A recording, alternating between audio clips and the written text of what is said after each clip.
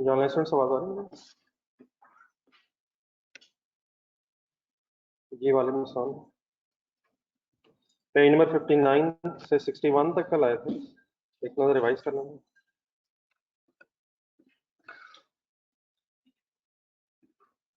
एक दो क्वेश्चंस भी कहे थे रिवाइज करने के लिए, याद आ रहा था दोबारा?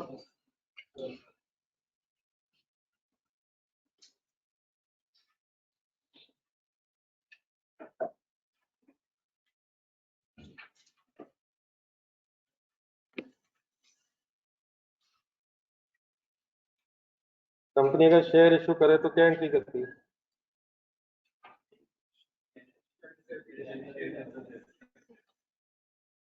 कोई एंट्री नहीं करती।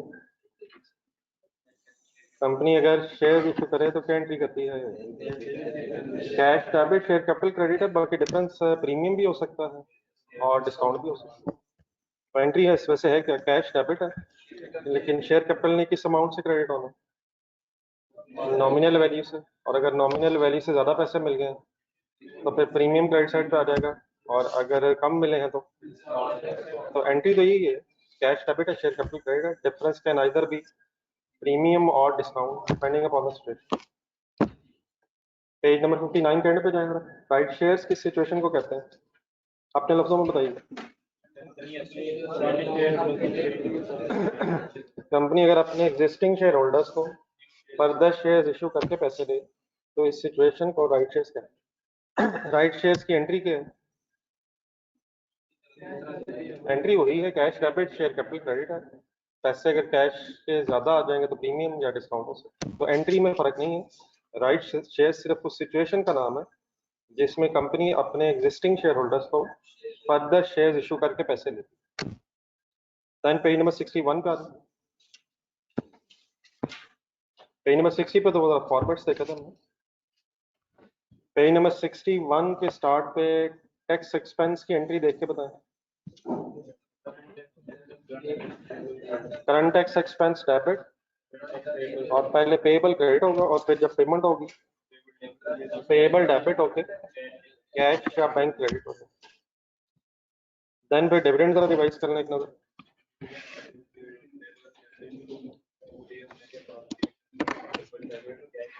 जिस दिन डायरेक्टर्स शेयर होल्डर्स के लिए डिविडेंड डिक्लेयर कर देंगे उस दिन कंपनी का अकाउंटेंट क्या एंट्री करेगा? Dividend debit, dividend payable credit होने से फाइनेंशियल स्टेटमेंट्स पे किस किस जगह इफेक्ट आएगा? डिविडेंड डेबिट होने से कहाँ इफेक्ट आएगा? फाइनेंशियल स्टेटमेंट्स में, स्टेटमेंट ऑफ फाइनेंशियल पोजीशन में, रिटेन्ड अर्निंग्स में से फिगर लेस हो जाएगी। और डिविडेंड पेएबल का जो इफेक्ट है वो करंट लायबिलिटीज में आता है, और जब पेमेंट होगी तो फिर डिविडेंड पेएबल डेबिट होने से लायबिलिटी खत्म हो जाएगी और कैश क्रेडिट होने से फिर कैश कम हो। एक नजर आप देख के जरा एंट्रीज बोल लेना।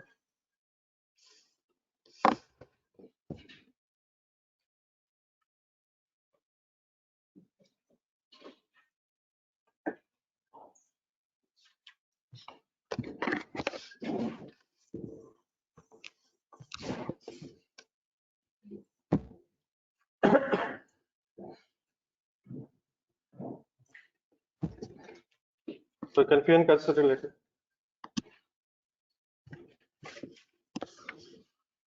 चलिए सर एक थोड़ी सी जरा एग्जांपल देखें आगे पढ़ने से पहले, जरा बोर्ड पे देखें। कुछ लॉ की फर्दर रिक्वायरमेंट्स मैंने आपको बतानी है, एक डायग्राम मैंने आपके सामने बनानी है, इसको ऐसे इट इज अभी देख के ना बनाइएगा। पहले जरा सारी बात मैं कंप्लीट कर लूँ, उसके बाद फिर जरा ढूंढते भी हैं जगह कहाँ है जहाँ बना सके। तो लेट्स अज्यूम एक कंपनी है, फुल कंसंट्रेशन।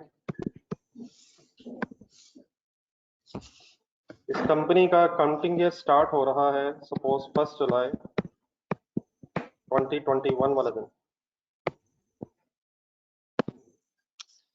देयरफॉर एंड किस दिन होगा?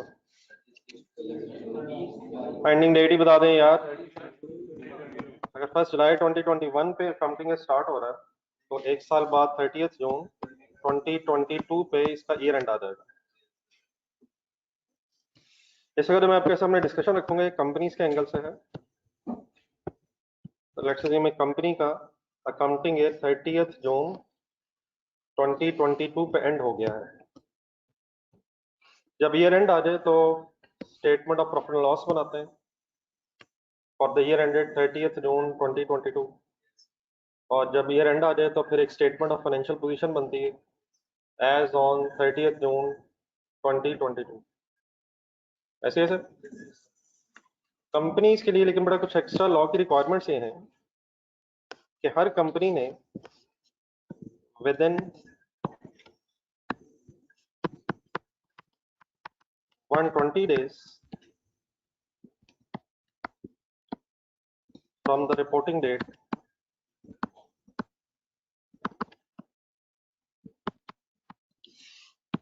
an AGM is to be held, AGM of shareholders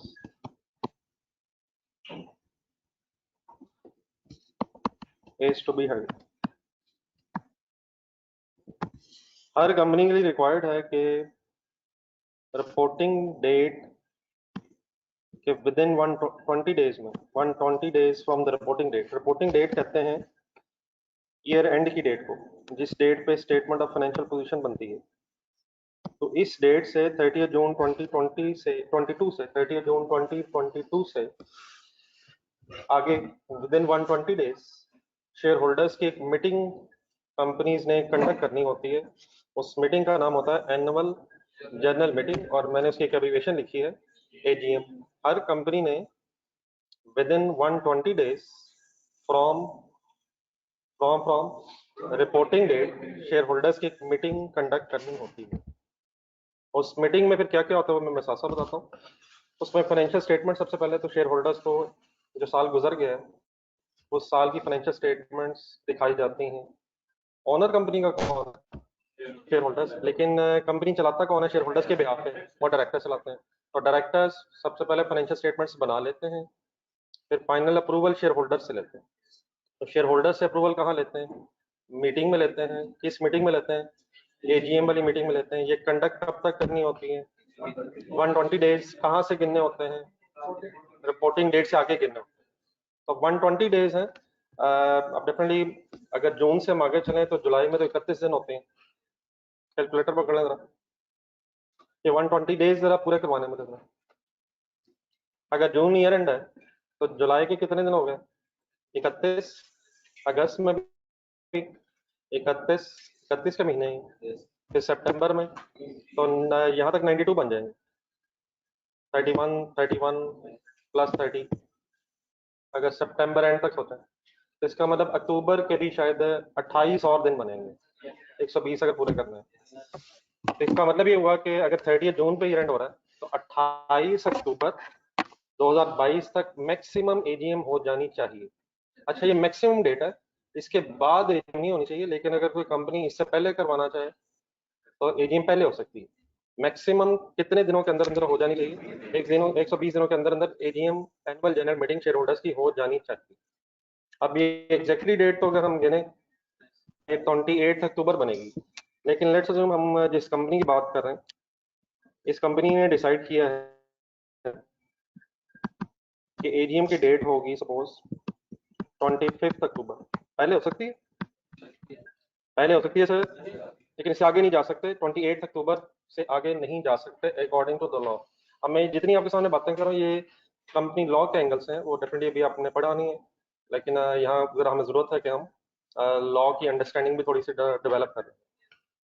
तो लेट्स अज्यूम 30 जून 2022 वाले दिन जो ईयर एंड हो रहा है कंपनी का, उसकी बेस पे इस कंपनी ने डिसाइड किया है कि 25 अक्टूबर 2022 वाले दिन हमने AGM कंडक्ट करनी है। अब इस AGM में क्या होना है? बहुत कुछ होता है, लेकिन हमारे से जिस वक्त रेलिवेंट वही है कि इस AGM में financial statements share holders final approve करते हैं। ये फाइनेंशियल स्टेटमेंट्स का जब वर्ड आपके सामने बोला जाता है तो आपको क्या पता चलता है? मैं किसकी बात कर रहा हूँ? सर जी मैं किसकी बात कर रहा हूँ सर? मैं 500 कंपोनेंट्स की बात कर रहा हूँ। 500 कंपोनेंट्स कौन कौन सा है? स्टेटमेंट ऑफ फाइनेंशियल पोजीशन भी है, स्टेटमेंट ऑफ कंप्रिहेंसिव इनकम भी है, चेंजेस इन इक्विटी भी आने लगी है, कैश फ्लो भी आने लगी है, नोट्स का भी आपको आइडिया हो गया। ये पूरा सेट कहलाता है फाइनेंशियल स्टेटमेंट्स। ये फाइनेंशियल स्टेटमेंट्स कंपनी के डायरेक्टर्स अपने एम्प्लॉइज से बनवाते हैं, लेकिन डायरेक्टर्स फिर शेयर होल्डर से फाइनल अप्रूवल AGM में लेते हैं। तो AGM का मकसद ये है एक मकसद ये है कि फाइनेंशियल स्टेटमेंट्स अप्रूव करवाई जाएं शेयर होल्डर्स, ठीक है। लेकिन बात थोड़ी सी और सुनते रहिए, मतलब लॉ की फर्दर रिक्वायरमेंट ये है कि एजीएम की डेट से 21 दिन पहले, एजीएम की डेट से 21 दिन पहले, 21 days before AGM,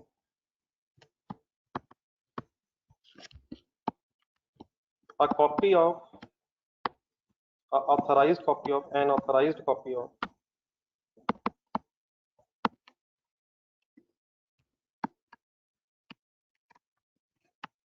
financial statements is to be dispatched to shareholders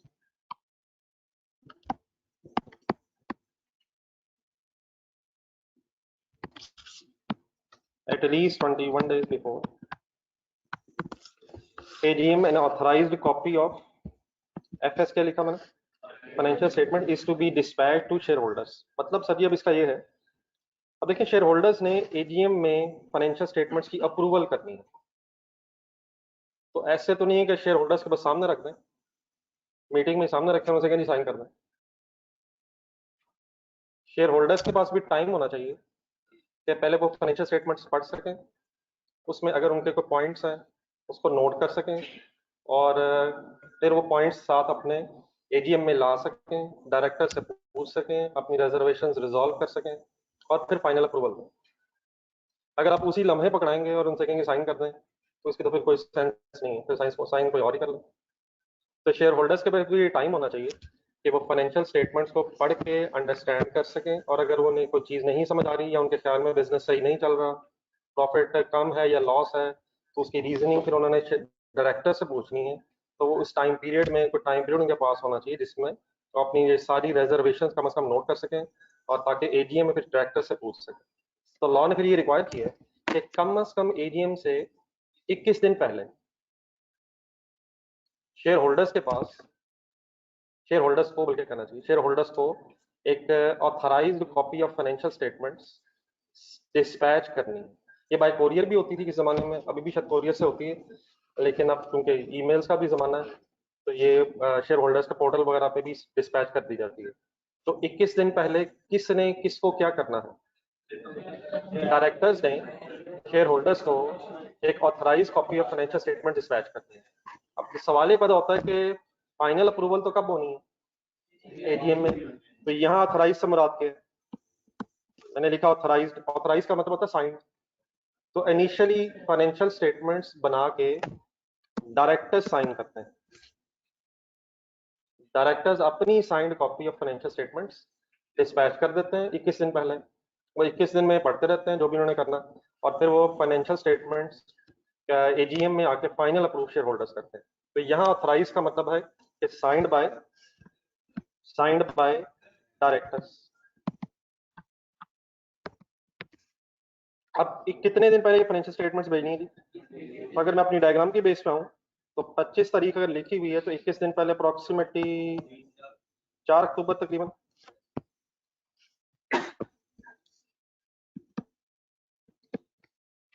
तो सेंस समझ आ रही है सर। और लेट्स अज्यूम 4 अक्टूबर वाले दिन ऑथराइज्ड कॉपी डिस्पैच हो गई।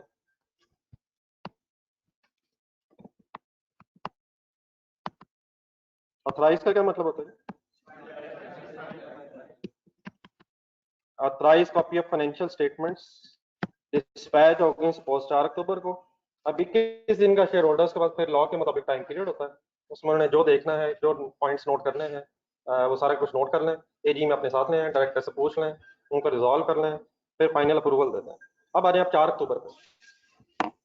अब डायरेक्टर्स ने अगर फाइनेंशियल स्टेटमेंट्स 4 अक्टूबर पे साइन करनी है तो क्या कम से कम डायरेक्टर्स के एंगल से फाइनेंशियल स्टेटमेंट्स फाइनल हो गई होनी चाहिए। डायरेक्टर्स ने तो कम से कम फाइनल की होना है यार। अब फाइनेंशियल स्टेटमेंट्स किस साल की इस वक्त बात हो रही है ये पता आपको, किस ईयर एंड की बात हो रही है। ये तो 30 जून 2022 वाली फाइनेंशियल स्टेटमेंट्स उनकी सारी बहस हो रही है। अब यहाँ एक सवाल ही पैदा होता है कि ईयर एंड तो हो गया 30 जून पे, 30 जून 2022 पे। जुलाई का महीना भी है, अगस्त का भी है, सितंबर का भी है, और अक्टूबर के भी 3-4 दिन मैंने रखे हैं। तो ये इतने सारे 3 महीने और कुछ दिन जो है, इतने सारे महीने बीच में से कहाँ से आ गए? अगर 30 जून वाली फाइनेंशियल स्टेटमेंट्स हैं तो ये तो 30 जून वाले दिन फाइनल नहीं हो जाएंगी? नहीं, शेयर होल्डर्स के लिए तो बात की बात है ना। क्या 30 जून 2022 वाले दिन, 30 जून 2022 की फाइनेंशियल स्टेटमेंट्स अकाउंटेंट्स फाइनल नहीं कर देंगे? नहीं, मतलब अकाउंटेंट्स फाइनल करके डायरेक्टर के सामने रख देंगे, और डायरेक्टर्स ने अगर चले एक आध दिन ले लें, तो मैं किस दिन की फाइनेंशियल स्टेटमेंट्स को किस दिन पे ले गए, पहले जरा ये क्लियर कर लीजिए। 30 जून 2022 की फाइनेंशियल स्टेटमेंट्स की बात हो रही है, उनकी डायरेक्टर्स ने जाके अप्रूवल दी है 4 अक्टूबर को, अप्रोक्सीमेटली 4 अक्टूबर अराउंड को। तो ये सभी फाइनेंशियल स्टेटमेंट्स जो है ये आखिरी दिन फाइनल नहीं हो जाती हैं, इनको काफी सारा टाइम ईयर एंड के बाद भी लगता है। मसलन क्या, सबसे पहले बिल्कुल बेसिक सी बातें कर लेते हैं। डेप्रिसिएशन ही अगर आपने चार्ज करनी है तो डेप्रिसिएशन ईयर एंड पे कैलकुलेट होती है, ऐसे ही है ना सर? तो डेप्रिसिएशन अगर बहुत से एसेट्स हैं तो ये तो नहीं कि 30 जून 2022 वाले दिन रात 12 बजे बैठ के डेप्रिसिएशन की कैलकुलेशन करें और घड़ी के सेल निकाल दें। फिर अगर इवेल्युएशन हो जाएगी, रिवैल्यू रिपोर्ट्स होंगी, रिवैल्यूएशन की एंट्रीज होंगी, उसके डिस्क्लोज बनाने, ठीक है सर? उसके बाद इन्वेंट्री हो, इन्वेंट्री चलने लग जाए, inventory is measured at lower of cost NRV, उसके लिए कॉस्ट के लिए FIFO वेटेड एवरेज अप्लाई होता है, ठीक है? उसके बाद फिर एनआरवी की कैलकुलेशंस होती हैं। तो समझ आ रही मेरी बातें? तो ये पहले ही आखिरी दिन ही ये फाइनेंशियल स्टेटमेंट्स फाइनल नहीं होती, इन्हें अगले साल के कुछ दिन लग जाते हैं। फिर कंपनीज के एंगल से एक नेसेसिटी लॉ की रिक्वायरमेंट ये भी है कि कंपनीज ने अपनी फाइनेंशियल स्टेटमेंट्स का ऑडिट भी करवाना होता है। ऑडिट क्या होता है कि अपनी फाइनेंशियल स्टेटमेंट्स की वेरिफिकेशन करवानी होती है from an independent firm of accountants. Auditors बुलाने पड़ते हैं। फिर जो पूरे साल की फाइनेंशियल स्टेटमेंट्स बनी होती हैं उनकी सैंपल बेसिस पे फिगर्स ऑडिटर्स भी चेक करते हैं। नॉर्मल साइज कंपनी का ऑडिट में एक महीना राउंड ये भी लगना होता है। तो ऑडिट भी कब हो सकता है? पहले फाइनेंशियल स्टेटमेंट्स फाइनल होंगी, फिर ऑडिटर्स आएंगे, ऑडिटर्स वेरिफिकेशन करेंगे, हो सकता है वो भी कोई एंट्री सजेस्ट करें, कोई एडजस्टमेंट्स बताएं कि ये सही नहीं है या ये भी होनी चाहिए। तो अब एक महीना भी रिक्वायर्ड है, ऑडिटर भी फाइनल करेंगे, फिर जाके फाइनली फाइनेंशियल स्टेटमेंट इस पोजीशन में आएंगी कि अब कंपनी के एंगल से फाइनल है। उसके बाद फिर डायरेक्टर उसे अप्रूव कर देते हैं, मीन्स कर देते हैं। फिर वो फाइनेंशियल स्टेटमेंट्स डिस्पैच हो जाती हैं और शेयर होल्डर्स फिर फाइनल अप्रूवल एजीएम में देते हैं। तो ये जो मैंने 3 महीनों को गैप रखा है, इसमें फाइनेंशियल स्टेटमेंट्स अकाउंटेंट्स ने भी पहले फाइनल करनी है और फिर उन फाइनेंशियल स्टेटमेंट्स का ऑडिट भी होना है। फिर ये जब सारे प्रोसीजर्स कंप्लीट हो जाएंगे फिर डायरेक्टर्स अपनी तरफ से फाइनल फाइनेंशियल स्टेटमेंट्स को ऑथराइज मीन साइन कर देते हैं। तो किस साल की financial statements according to my example किस डेट पे फाइनली ऑथराइज्ड बाय डायरेक्टर्स हुई हैं? 30 जून 2022 वाली फाइनेंशियल स्टेटमेंट्स 4 अक्टूबर अप्रोक्सीमेटली जाके डायरेक्टर्स की तरफ से ऑथराइज हो। मेरी बात की सेंस समझ आ गई सारी? देन एक आखिरी सवाल आपसे जो कल से रिलेटेड है, ये ऑनलाइन स्टूडेंट्स आप लोग क्लियर?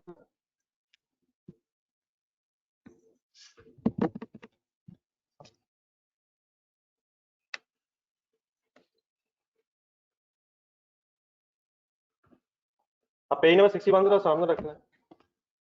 डायरेक्टर्स ने अब डिविडेंड डिक्लेयर करना है, ऐसे ही sir?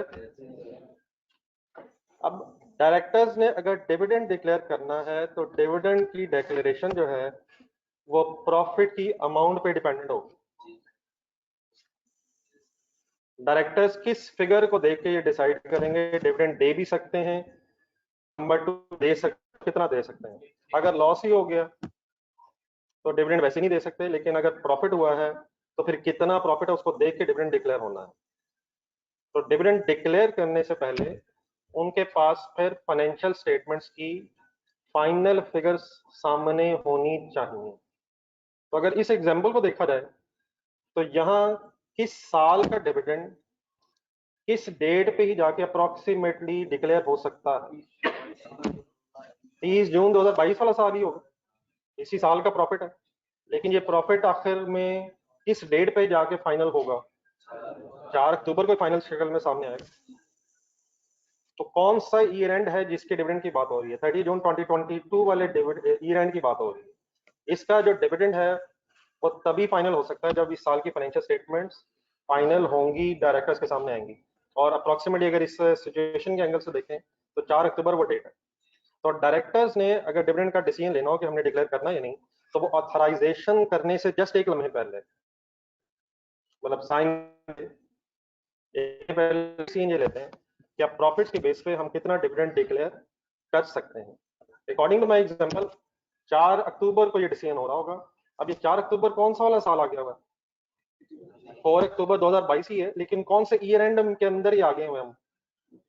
Next accounting year start नहीं हो गया वो। नेक्स्ट अकाउंटिंग ईयर किस दिन से स्टार्ट हो जाएगा? 5 जुलाई 2022 से। और एंड कब होगा? तो अगर मैं 4 अक्टूबर 2022 की बात कर रहा हूँ तो ये किस ईयर एंड के अंदर डेट है? 30 जून 2023 वाले साल के अंदर डेट है। तो लेट्स अज्यूम हमारी इस कंपनी ने 4 अक्टूबर को ऑथराइजेशन करते हुए डिविडेंड डिक्लेयर किए। क्यों इतनी लेट जाके डिविडेंड डिक्लेयर किए? डिविडेंड की डिक्लेरेशन किस चीज पे डिपेंडेंट है? फाइनेंशियल स्टेटमेंट्स पे डिपेंडेंट है, और फाइनेंशियल स्टेटमेंट्स की फाइनलाइजेशन पे डिपेंडेंट है। फाइनलाइजेशन और फाइनेंशियल स्टेटमेंट्स का मतलब प्रॉफिट की फाइनल फिगर पे डिपेंडेंट है। तो प्रॉफिट की फाइनल फिगर तभी होगी जब हमारी एडजस्टमेंट्स भी सामने आ जाएंगी, ऑडिटर्स की भी सारी एडजस्टमेंट्स पोस्ट हो जाएंगी, उसके बाद भी जाके पता चलेगा कि फाइनली कितना प्रॉफिट है, और देन ही डिविडेंड डिक्लेरेशन का डिसीजन ऑथराइजेशन डेट पे लिया जा सकता है। तो अगर 30 जून 2022 वाले साल का डिविडेंड 4 अक्टूबर 2022 वाले दिन डिक्लेयर होगा, तो कल वाला नॉलेज आपने काइंडली ज़हन में लाना जरा। आपने ये मुझे डेट के एंगल से बताना है किस डेट पे फिर इस डिविडेंड की एंट्री होगी। डिविडेंड किस दिन डेबिट होता है? जब वो डिक्लेयर होता है। ये जरा ढूंढने, जरा वर्ड जरा ढूंढना। पेज नंबर 61 के बेड में किया। इस जगह जितनी बहस हो रही है प्लीज बहुत इंपॉर्टेंट है, फुल कंसंट्रेट भी करें, साथ साथ फाइनल करना है, आगे यही बहस रह जानी है। डिविडेंड किस दिन डेबिट होता है? जब डिक्लेयर होता है। अब डिक्लेयर कब हुआ? 4 अक्टूबर वाले दिन। इसका मतलब फिर अब हम एंट्री करेंगे डिविडेंड डेबिट और डिविडेंड पेएबल क्रेडिट। अगर ये 4 अक्टूबर वाले दिन आप एंट्री करेंगे तो ये किस ईयर एंड में एंट्री हो रही है? 30 जून 2023 वाले ईयर एंड में एंट्री हो। ये डिविडेंड है किस साल का? डिक्लेयर किस साल हो रहा है? 23 वाले अकाउंटिंग ईयर में हो रहा है, और जिस साल डिक्लेयर होगा फिर उसी साल ही इसकी एंट्री की जा सकती है। यहाँ तक ठीक है? आप अपनी जेहन में 30 जून 2022 वाली फाइनेंशियल स्टेटमेंट्स लाएं जरा। 30 जून 2022 वाली फाइनेंशियल स्टेटमेंट्स। क्या उन फाइनेंशियल स्टेटमेंट्स में ये डिविडेंड रिकॉर्ड हुआ नजर आ रहा होगा जो नेक्स्ट अकाउंटिंग ईयर में डिक्लेयर हुआ है? ये जो एंट्री हमने 4 अक्टूबर 2022 वाले दिन की है, मींस 2023 वाले अकाउंटिंग ईयर एंड में की है, क्या 2022 की फाइनेंशियल स्टेटमेंट्स में इस डिविडेंड का डेबिट इफेक्ट और पेएबल का सेकंड इफेक्ट आ रहा होगा? बिल्कुल नहीं आ रहा होगा। है लेकिन किस साल का? 22 का ही है, क्योंकि डिक्लेयर 23 में जाके हुआ है, इसलिए एंट्री पे 23 में ही होगी। डिविडेंड डायरेक्टर्स की लाइबिलिटी किस दिन बनता है? कल बात हुई थी, सोच के बताएं। जब वो डिक्लेयर हो। क्या अगर प्रॉफिट हो जाए तो डिविडेंड देना कंपलसरी है? हरगिज नहीं, हरगिज नहीं। डायरेक्टर शेयर होल्डर्स और मिलकर डिसीजन ले सकते हैं कि इस साल हमने फॉर एग्जांपल प्रॉफिट के बावजूद इसलिए डिविडेंड नहीं देना क्योंकि सपोज हमने प्रॉफिट्स को एक्सपेंशन के लिए रखना, कोई और मसला उसके लिए भी प्रॉफिट्स रखने, तो ये डिसीजन मैनेजमेंट ले सकती है। लेकिन once the dividend is declared फिर वो लायबिलिटी बन जाएगा, क्योंकि फिर पे नहीं करेंगे तो पेनल्टीज भी कल मैंने बताई थी, इम्प्रिजमेंट भी है और पेनल्टी भी है डायरेक्टर्स के लिए। तो डिविडेंड किस दिन लायबिलिटी बनता है? जिस दिन वो डिक्लेयर होता है। अगर वो 4 अक्टूबर वाले दिन डिक्लेयर हुआ है तो उसी दिन फिर एंट्री होगी डिविडेंड डेबिट और पेएबल क्रेडिट। और अगर ये एंट्री 4 अक्टूबर 2022 को हो रही है तो इट मींस 2023 ईयर एंड वाली फाइनेंशियल स्टेटमेंट्स में ये एंट्री आपको नजर आएगी। तो 2022 वाली जो डिविडेंड की फिगर है, क्योंकि 23 में डिविडेंड डिक्लेयर हो रहा है, तो 2022 की फाइनेंशियल स्टेटमेंट्स में आपको इस डिविडेंड का इफेक्ट नजर नहीं आएगा। बात मेरी समझ आ रही है प्लीज? लेकिन एक सेकंड के लिए अब आप शेयर होल्डर बन जाए, आप इस कंपनी के शेयर होल्डर्स हैं। आपके पास इस कंपनी की 30 जून 2022 वाली जब फाइनेंशियल स्टेटमेंट्स आपके पास आएंगी इंशाल्लाह, तो आपको उसमें डिविडेंड रिकॉर्ड हुआ नजर नहीं आ रहा होगा। क्यों नजर नहीं आ रहा होगा? क्यों भाईजान नजर नहीं आ रहा होगा? क्योंकि वो डिक्लेयर ही बाद में हुआ है और तभी रिकॉर्ड हुआ है। इसलिए आप एज अ शेयर होल्डर आप जरा थोड़े से परेशान भी हो सकते हैं। कि यार अच्छा बड़ा प्रॉफिट है, इन्होंने फिर भी डिविडेंड नहीं, इस साल फिर डिविडेंड नहीं दे रही।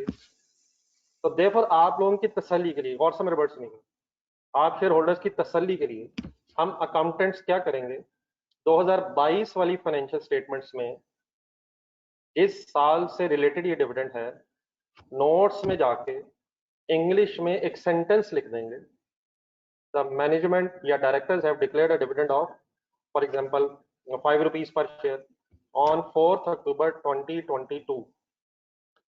इसकी एंट्री क्यों नहीं करेंगे, क्योंकि डिक्लेयर बाद में हुआ है, लेकिन इंग्लिश में एक सेंटेंस क्यों लिख देंगे, ताकि शेयर होल्डर्स को तो हौसला हो जाए कि डिविडेंड डिक्लेयर हो गया है, लेकिन रिकॉर्ड इसलिए नहीं हुआ क्योंकि वो डिक्लेयर बैलेंस शीट डेट के बाद। तो जिस साल से रिलेटेड डिविडेंड है उस साल की फाइनेंशियल स्टेटमेंट्स में इंग्लिश में एक सेंटेंस नोट्स में जाकर लिख देंगे, मींस डिस्क्लोजर दे देंगे कि डिविडेंड बैलेंस शीट डेट के बाद डिक्लेयर हो गया है। लेकिन अकाउंट फॉर क्यों नहीं करेंगे, क्योंकि वो डिक्लेयर हमारे ईयर एंड के बाद हुआ। यहाँ तक मेरी पूरी बात समझ आ गई है। तो अगर कोई डिविडेंड बैलेंस शीट डेट के बाद लेकिन ऑथराइजेशन ऑफ फाइनेंशियल स्टेटमेंट से पहले डिक्लेयर हो जाए, तो वो डिविडेंड जिस साल से रिलेटेड होता है उस साल की फाइनेंशियल स्टेटमेंट्स में नोट्स में जाके डिस्क्लोज मींस इंग्लिश में एक सेंटेंस के तौर पे लिखा जाता है। डिविडेंड रिकॉर्ड किस साल होता है, जिस साल वो डिक्लेयर होता है। अब इससे पहले कि आप इसे नोट करें, आपने करना है, इंपॉर्टेंट चीज है। जरा अब 1 जुलाई की तरफ आए, जरा इस एग्जांपल में जरा जहां से ईयर स्टार्ट हुआ है वहां आ जाए। 1 जुलाई 2021 से मैंने ये ईयर स्टार्ट किया था। इससे जरा पिछली डेट ईयर एंड की बोला, 30 जून 2021 लास्ट अकाउंटिंग ईयर। अब ये भी हो सकता है कि इस कंपनी का फर्स्ट अकाउंटिंग ईयर हो। अगर तो इस कंपनी का फर्स्ट अकाउंटिंग ईयर है 1 जुलाई 2021, तो फिर डेफिनेट इसका कोई पिछला अकाउंटिंग ईयर नहीं होगा। लेकिन लेट्स अज्यूम इसका ये फर्स्ट अकाउंटिंग ईयर नहीं है, इसका एक लास्ट अकाउंटिंग ईयर भी था 30 जून 2021। समझ आ रहा है क्या कर रहा हूँ, पिछले साल में चला गया।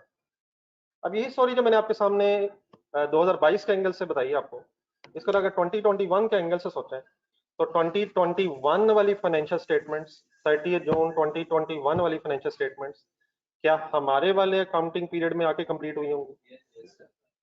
हमारे वाले अकाउंटिंग पीरियड में इन फाइनेंशियल स्टेटमेंट्स वाले ईयर एंड का पिछला फाइनेंशियल स्टेटमेंट्स का जो ईयर एंड है इसकी एजीएम की मीटिंग हमारे वाले अकाउंटिंग ईयर में होगी। अब 120 डेज वंस अगेन एप्लीकेबल है। तो ये पिछला अकाउंटिंग ईयर है, उसका डिविडेंड फिर हमारे वाले अकाउंटिंग ईयर में डिक्लेयर हुआ होगा। 21 वाले अकाउंटिंग ईयर का डिविडेंड 22 वाले अकाउंटिंग ईयर में डिक्लेयर हुआ होगा। वो सेंस समझ आ रही? तो क्या उसकी फिर हमने अपने इस वाले 22 वाले अकाउंटिंग ईयर में कोई एंट्री की होगी? उसकी क्यों की होगी हमने? क्योंकि वो डिक्लेयर हमारे वाले पीरियड में हुआ है। लेकिन क्या उसका कोई डिस्क्लोजर हमने दिया होगा 30 जून 2021 वाली फाइनेंशियल स्टेटमेंट्स में, 30 जून 2021 वाले नोट्स में जाके? ये जब मैं डिस्क्लोजर वर्ड यूज करता हूँ ना, तो काइंडली I-16 से मिलाया। अभी वर्ड सुना आपने I-16 में? क्या सुना वर्ड? नहीं, प्रॉपर्टी प्लांट इक्विपमेंट में डिस्क्लोजर का जब हम वर्ड यूज करते हैं, हम नोट्स की बात कर रहे हो। नोट्स में क्या क्या डिस्क्लोज हो रहा होता है, स्केड्यूल बन रहा होता है, डेप्रिसिएशन मेथड बताया जा रहा होता है, रिवैल्यूएशन हो जाए तो उसके डिस्क्लोजर होते हैं। तो डिविडेंड अगर अगले साल डिक्लेयर हो रहा है तो डेफिनेटली जब डिक्लेयर होगा तब एंट्री होगी, लेकिन जिस साल से रिलेटेड है उस साल की फाइनेंशियल स्टेटमेंट्स में उसका डिस्क्लोजर मींस इंग्लिश का एक सेंटेंस लिखा जा रहा होगा। तो 2021 वाली फाइनेंशियल स्टेटमेंट्स में इस डिविडेंड का डिस्क्लोजर हुआ होगा, लेकिन 2022 वाले साल में उस डिविडेंड के डिक्लेयर होने की वजह से उसकी डबल एंट्री की जा रही है। तो पाकिस्तान में अब ये जो सारी मैंने लॉ की रिक्वायरमेंट्स बताई आपको, ये पाकिस्तानी लॉ के मुताबिक है। तो नॉर्मली पाकिस्तान में जो डिविडेंड है वो जिस साल से रिलेटेड होता है वो उस साल में डिक्लेयर नॉर्मली नहीं होता है, वो उसके अगले साल में डिक्लेयर हो रहा होता है। और देयरफॉर उसकी एंट्री अगर 2022 है तो किस साल में, और अगर 23 है तो किस साल में। तो इस तरह से इसकी डबल एंट्रीज हो रही होती है। यहाँ तक लेकिन समझ आ गई सारी? डिविडेंड रिकॉर्ड किस दिन होता है? जब वो डिक्लेयर होता है। अच्छा, एक चीज जरा एग्जाम पॉइंट ऑफ व्यू से लेट्स अज्यूम, नॉर्मल प्रैक्टिस तो यही है जो मैंने आपको लॉ के मुताबिक लिख के बताई है। लेकिन अगर आपको क्वेश्चन बताया जाए कि 30 जून 2022 वाले दिन, साल के आखिरी दिन डिविडेंड डिक्लेयर हो गया है, तो हमने कोई क्वेश्चन काट नहीं देना, अगर डिविडेंड डिक्लेयर हो गया 30 जून 2022 पे, तो डेफिनेटली फिर किस दिन रिकॉर्ड हो जाना चाहिए, इसी दिन रिकॉर्ड हो जाना चाहिए। लेकिन नॉर्मल प्रैक्टिस क्या है कि जिस साल का डिविडेंड हो वो उससे अगले साल में ही इसलिए डिक्लेयर होता है क्योंकि ऑडिट्स की रिक्वायरमेंट भी है, फाइनेंशियल स्टेटमेंट में एंट्रीज भी करनी है, और उसके बाद फिर शेयर होल्डर्स को टाइम भी देना है। तो उस सारी फॉर्मेलिटी में काफी अर्सा लग जाता है, इसलिए फिर लॉ में 120 डेज की टाइम लिमिट दे दी गई है। क्लियर है यहाँ तक? इससे पहले कि आप इसे लिखें, यहाँ तक मेरा ख्याल है कि पहले एक सेकंड में ऑनलाइन स्टूडेंट से पूछ लूँ, अगर कोई कंफ्यूजन है तो उसको जरा रिजॉल्व कर लेते हैं। आप लोग पहले देख लें, बाद में भी एक दो बातें मैंने और करनी, फिर इकट्ठा लिखिएगा।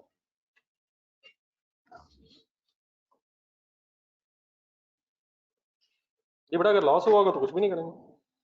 अगर किसी वाले साल में लॉस हुआ है तो फिर डेफिनेट बेटा डिविडेंड डिक्लेयर ही नहीं हुआ होगा, और अगर डिक्लेयर ही नहीं हुआ होगा तो ना हम जिस साल से रिलेटेड था उस साल की फाइनेंशियल स्टेटमेंट्स में कोई डिस्क्लोजर देंगे, और ना ही डिक्लेयर अगर हुआ है तो उसकी फिर कोई डबल एंट्री करें।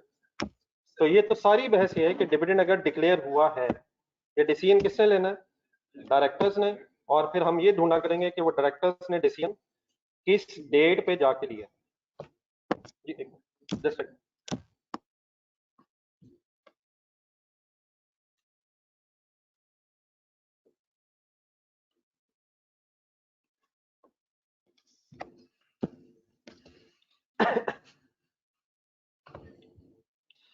ये बेटा डिविडेंड डिक्लेयर अगर हुआ है तो उसको फिर डबल एंट्री की फॉर्म में रिकॉर्ड किया जाता है, डिविडेंड डेबिट और पेएबल क्रेडिट। नोट्स में जो इंग्लिश का सेंटेंस है, इट डजंट रियली मींस कि हमने उसको अपनी फाइनेंशियल स्टेटमेंट्स में रिकॉर्ड कर लिए। फाइनेंशियल स्टेटमेंट्स में ट्रांजैक्शन रिकॉर्ड करने के लिए डबल एंट्री की जाती है। तो डिविडेंड की डबल एंट्री किस दिन की जाती है? जिस दिन वो डिक्लेयर होता है। लेकिन जिस साल से रिलेटेड हो उस साल की फाइनेंशियल स्टेटमेंट्स में सिर्फ क्या किया जाता है? एक इंग्लिश का सेंटेंस लिखा जाता है। तो इंग्लिश का सेंटेंस डजंट रियली मींस कि हमने इसको रिकॉर्ड कर लिया है। रिकॉर्ड मींस डबल एंट्री नहीं की हमने। इंग्लिश का सेंटेंस ओनली मींस कि हमने उसे सेंटेंस लिख के बस शेयर होल्डर्स को इन्फॉर्म कर दिया। ठीक है मुजम्मिल साहब?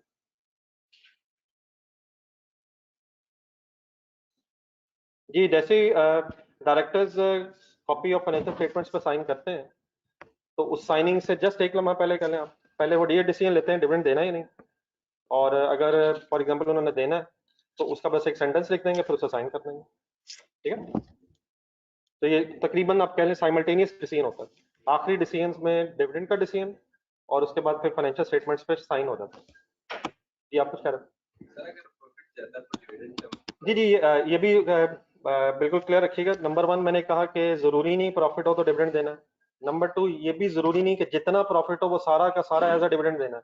ये भी हो सकता है कि फॉर एग्जांपल 50 मिलियन प्रॉफिट है, डायरेक्टर्स ने डिसाइड किया 10 मिलियन तक का डिविडेंड दे देते हैं, बाकी 40 मिलियन अपने बिजनेस के लिए फिलहाल रख लेते हैं।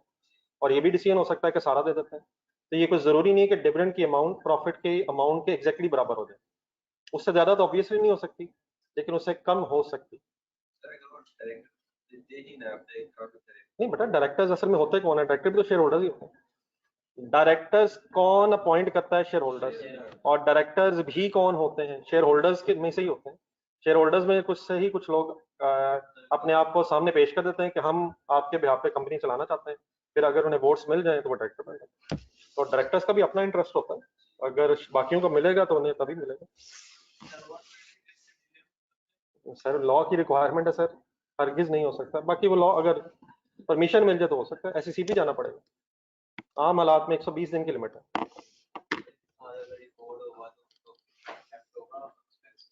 सर एक्सपेंस की वजह से अगर डिविडेंड डेबिट होगा तो रिटेन अर्निंग्स में से लेस हो जाएगा। डिविडेंड जिस दिन डेबिट होगा वो क्या करेगा? वो रिटेन अर्निंग्स को कम कर देगा।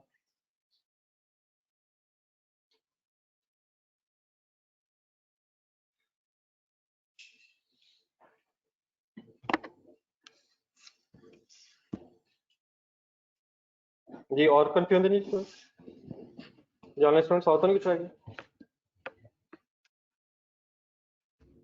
जी लॉ में इसके लिए लिमिट है जी, मेरा ख्याल पब्लिक कंपनी के लिए शायद 10 डेज है डिक्लेयर के बाद, प्राइवेट कंपनीज के लिए शायद 30 डेज है। तो ये लॉ की कुछ डेट्स और भी हैं कि डिविडेंड डिक्लेयर होने के बाद कितने दिनों में पे होना है, और बाकी फिर चीज़ें कंपनी लॉ से रिलेटेड है, वो मेरे ख्याल फिर इंशाल्लाह वहीं पढ़ेंगे।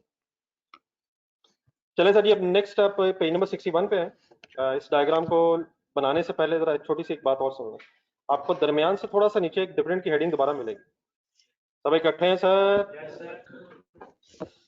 इसके नीचे ना दो हेडिंग्स बनी हुई डिविडेंड के नीचे। एक लेफ्ट साइड पे लिखा हुआ है इंटरम डिविडेंड और ऑपोजिट साइड पे लिखा हुआ है फाइनल डिविडेंड। पहले फाइनल डिविडेंड के नीचे जो लाइन लिखी है वो पढ़ना। Dividend on the base of profits of full year. अगर पूरा साल गुजरे, पूरा साल गुजर जाए, पूरे साल का प्रॉफिट सामने आ जाए और उस प्रॉफिट में से डिविडेंड अगर दिया जा रहा है पूरा साल का प्रॉफिट की बेस पे, तो ऐसे डिविडेंड को कहते हैं फाइनल डिविडेंड। अब जरा दोबारा बोर्ड पे देखें। मैंने आपके सामने ये जो डायग्राम बनाई है, मैंने क्या किया है, पूरा साल गुजर गया है, उस पूरे साल गुजरने के बाद मैंने एक डिविडेंड का डिसीजन लिया है, तो इस डिविडेंड को कहते हैं फाइनल डिविडेंड। लेकिन दूसरा पढ़ने से पहले जरा बोर्ड पे ही देखिएगा, मैं अपनी डायग्राम को और कंप्लीट कर लूंगा। एक तो सर ये है कि पूरा साल गुजर जाए, पूरे साल के प्रॉफिट सामने आ जाए और डिविडेंड डिक्लेरेशन का डिसीजन हो जाए। इसे अगर इस तरह से हुआ है तो इसे बोलते हैं फाइनल डिविडेंड। लेकिन एक सेकंड, आप शेयर होल्डर बने। एज अ शेयर होल्डर इस केस में फिर पूरे साल बाद आपको एक अमाउंट आ रही हो, लेकिन पूरे साल आपने अपने अगर एक्सपेंसेस करने हैं तो 12 महीने बहुत देर हो जाएगी। शायद साथ साथ अगर मिल जाए तो ज्यादा बेहतर नहीं रहेगा?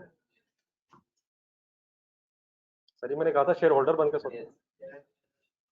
आप डर गए, फिर पढ़ना पड़ेगा। इंशाल्लाह पढ़ लेते हैं। साथ साथ अगर मिल जाए तो जरा ज्यादा बेहतर है। अब कुछ कंपनीज होती हैं लिस्टेड और कुछ होती हैं नॉन लिस्टेड। लिस्टेड कंपनीज वो होती हैं जो स्टॉक एक्सचेंज में जिनके शेयर सेल परचेज हो रहे हो। कभी वर्ड सुना स्टॉक एक्सचेंज? तो जिन कंपनीज के शेयर स्टॉक एक्सचेंज में सेल किए जा सकते हैं, खरीदे जा सकते हैं, उन कंपनीज को बोला जाता है लिस्टेड कंपनीज। पब्लिक एक छोटी कैटेगरी, पहले कंपनी पब्लिक होती है, प्राइवेट होती है, फिर पब्लिक में दो तरह की होती हैं, एक लिस्टेड होती है, अनलिस्टेड। ये आप लॉ में पढ़ लेंगे। मेरे ख्याल हमें जितनी बस जरूरत है उतना ही हम रहे, क्योंकि उसके बाद जहन में भी नहीं रहेगा। हम अपनी चीज जरा पहले फाइनल कर लें। ऐसी कंपनीज जिनके shares cell purchase stock exchange में हो सकते हैं, उन्हें लिस्टेड कंपनी बोलते हैं। लिस्टेड कंपनी के लिए एक एक्स्ट्रा रिक्वायरमेंट ये है कि पूरे साल की फाइनेंशियल स्टेटमेंट्स तो उन्होंने बना के शेयर होल्डर्स को देनी है, लेकिन लिस्टेड कंपनीज के लिए ये भी रिक्वायरमेंट है कि क्वार्टरली फाइनेंशियल स्टेटमेंट्स भी उन्होंने बनानी है in addition to the annual financial statements. अब क्वार्टरली फाइनेंशियल स्टेटमेंट्स का मतलब क्या होगा? एक साल में कितने महीने होते हैं? प्लीज बता दें। 12। एक साल में कितने क्वार्टर्स होते हैं? 4 क्वार्टर्स। क्वार्टर कहते हैं चौथे हिस्से को। तो अगर 12 महीने हो और 4 क्वार्टर हैं तो 3 महीनों का एक क्वार्टर होगा। एक क्वार्टर में कितने महीने होते हैं? 4। एक साल में कितने महीने होते हैं? 12। डिवाइड बाय 4 अगर आप करेंगे तो हर क्वार्टर में 3 महीने हो जाएंगे। तो मेरी इन डेट्स की बेस पे अगर मैं क्वार्टरली फाइनेंशियल स्टेटमेंट्स बनाना चाह रहा हूँ तो जुलाई से अगर शुरू कर रहा हूँ तो जुलाई, अगस्त, सितंबर पे मेरा फर्स्ट क्वार्टर एंड हो जाएगा। दूसरा बताएं कब एंड होगा? जनवरी, फरवरी, मार्च। वो मेरे भाई आगे गिनना है तो सर गिन के बताना था। पहला क्वार्टर कब एंड होगा सर? जुलाई, अगस्त, सितंबर। 30 सितंबर पे फिर फर्स्ट क्वार्टर की फाइनेंशियल स्टेटमेंट्स बनेंगी। सेकंड क्वार्टर एंड होगा अक्टूबर, नवंबर, दिसंबर। दिसंबर पे दूसरे क्वार्टर की बनेगी। आगे जनवरी, फरवरी, मार्च। अब जो फोर्थ क्वार्टर है, डेफिनेटली उस फोर्थ क्वार्टर पे भी अगर फाइनेंशियल स्टेटमेंट्स बनाएंगे तो एनुअल भी तभी बननी है। इसलिए फोर्थ क्वार्टर की ऐसे फाइनेंशियल स्टेटमेंट्स ही बनती। उस वक्त पूरा साल क्योंकि एंड बन हो जाता है, तो फिर एक ही दफा पूरे साल की फाइनेंशियल स्टेटमेंट्स इकट्ठी बनती है। तो 3 क्वार्टरली फाइनेंशियल स्टेटमेंट्स होती हैं इस केस में, और फिर एक जो चौथे क्वार्टर की अलग नहीं बनाई जाती, वो पूरे साल की फिर इकट्ठी फाइनेंशियल स्टेटमेंट्स बनती हैं। कुछ समझ आ रही मेरी बात? तो इसकी बेस पे अगर हम देखें तो सेकंड बोर्ड पे आए, फर्स्ट क्वार्टर एंडिंग डेट हो जाएगी 30 सितंबर 2021। अब अगर डायरेक्टर्स 30 सितंबर 2021 मींस 3 महीनों की फाइनेंशियल स्टेटमेंट्स बनाए और 3 महीनों का प्रॉफिट गौर से देखें और उसी प्रॉफिट की बेस पे डिविडेंड डिक्लेरेशन का डिसीजन ले लें, तो अब इस डिविडेंड को फाइनल डिविडेंड नहीं बोलेंगे, इसको बोलेंगे इंटरम डिविडेंड। फाइनल किसको बोलते हैं? पूरे साल का प्रॉफिट आया, उसकी बेस पे अगर डिविडेंड दिया जा रहा है तो ये तो फाइनल डिविडेंड है। अगर लेस देन 1 ईयर के प्रॉफिट्स की बेस पे कोई डिविडेंड डिसीजन हो रहा है तो फिर इस डिविडेंड को फाइनल की बजाय क्या कहते हैं? Interim dividend. अब लेस देन 1 ईयर है, less than 1 year can be a quarter, can be semi annual 6 महीने, कैन बी 9 मंथ्स। ये हो सकता है कि फर्स्ट क्वार्टर के बाद उन्होंने डिसाइड किया और नहीं, इस क्वार्टर का डिविडेंड नहीं बनता, लेकिन सपोज सेकंड क्वार्टर एंड हुआ, एंडिंग डेट बताएं, जाने दें यार, 31 दिसंबर 2021 सेकंड क्वार्टर एंड हुआ, सेकंड क्वार्टर एंड हो गया। अब इस क्वार्टर पे फर्स्ट 3 मंथ्स की फाइनेंशियल स्टेटमेंट्स भी हैं, सेकंड 3 मंथ्स की भी हैं, तो हो सकता है फर्स्ट क्वार्टर का डिविडेंड दे दिया हो, सेकंड क्वार्टर का भी हो सकता है दे दिया हो, दोनों के अगर दिए हैं तब भी क्या कहलाएंगे? इंटरम या फाइनल? इंटरम। और हो सकता है फर्स्ट क्वार्टर का ना दिया हो, लेकिन जब दोनों क्वार्टर्स को इकट्ठा करके डिसीजन लिया हो, तो लेट्स अज्यूम इस अगर डिसाइड हुआ कि आप डिविडेंड दे देते हैं, लेकिन अभी भी ये 6 मंथ्स का होगा, तो देयरफॉर ये फाइनल नहीं कहलाएगा, ये भी इंटरम ही होगा। तो interim can be quarterly, can be semi annually, और कैन बी डेफिनेटली ये 9 मंथ्स तक भी हो सकता है। 31 मार्च 31 मार्च कौन सा एंड होगा? 2022 हो रहेगा? नहीं, मैं इसी साल के अंदर अंदर हूँ। अब ये जो क्वार्टरली फाइनेंशियल स्टेटमेंट्स है वो फॉलो करें बात। क्वार्टरली फाइनेंशियल स्टेटमेंट है, इनके लिए फिर उस तरह की फॉर्मेलिटीज नहीं है। इन फाइनेंशियल स्टेटमेंट्स ने भी शेयर होल्डर से अप्रूव होना है, एजीएम होनी है। इन फाइनेंशियल स्टेटमेंट्स को बस डायरेक्टर्स ही साइन कर देते हैं, और इसके लिए भी उस तरह से ऑडिट की रिक्वायरमेंट्स भी नहीं है। इनका एक रिव्यू टाइप होता है जिसका स्कोप ऑडिट से कम होता है, लेकिन मीन्स से इसमें इतना टाइम पीरियड नहीं लगता है।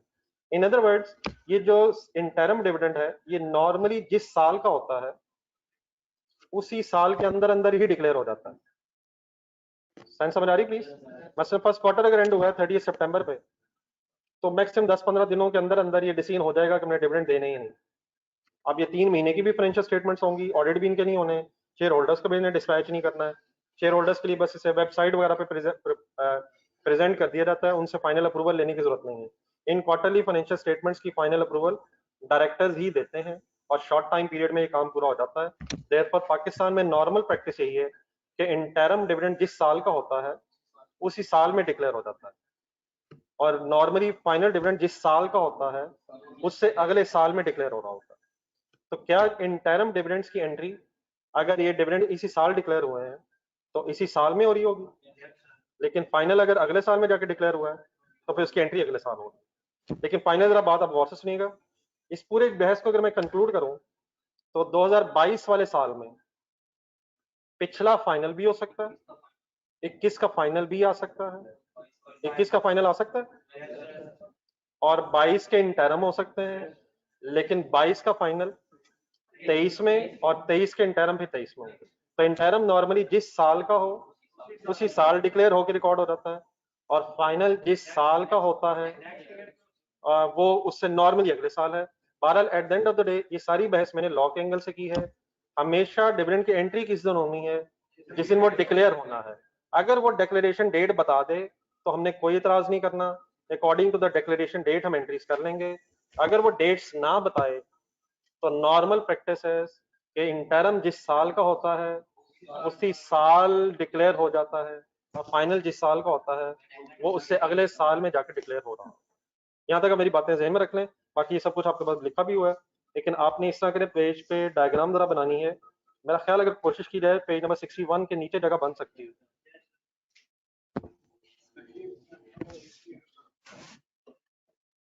और सर जी मैं बंद कराऊंगा, लोग कहेंगे चला दें, आप इधर आ जाएं। देखें बंद हो गया, आप इधर आए देखने, अचानक इससे बंद हो जाए। मैंने तो कहा इतने दिनों बाद भाई आया है तो एक सवाल आने लगा है, तो सवाल ही ऐसा है कि मैं तो इतना खुश हुआ था कि भाई लगता है मुसलसल 2 हफ्ते पढ़ता रहे घर। पहले ये लिख लें, यहाँ तक लिख लें, फिर आप डिविडेंड ही डिविडेंड है, आने लगा एक और। जी शेयर होल्डर ऑनलाइन स्टूडेंट्स आप लोगों को समझ आ गया?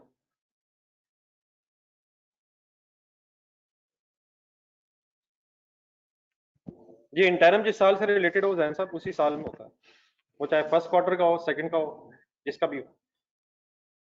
अगर डेट्स ना हो, डेट्स ऑफ डिक्लेरेशन ना हो, तो एंटायरम जिस पीरियड का है उसी पीरियड में डिक्लेयर हुआ होता है, और फाइनल जिस पीरियड का होता है उससे अगले पीरियड में डिक्लेयर हो रहा होता है। लेकिन अगर डेट्स आ जाए तो फिर हम डेट्स के एंगल से अकॉर्डिंगली वर्किंग करेंगे। तो इसको आप फर्दर कॉम्प्लेक्स काइंड ये भी ना करें, बहुत से सिनेरियो और भी बन सकते हैं। पहले यहाँ तक कंप्लीट कर लें, बाकी इंशाल्लाह बात मैं ही और खोलता हूँ।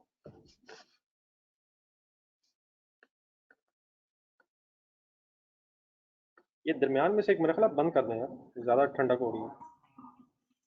ये दरमियान वाला बंद कर दें।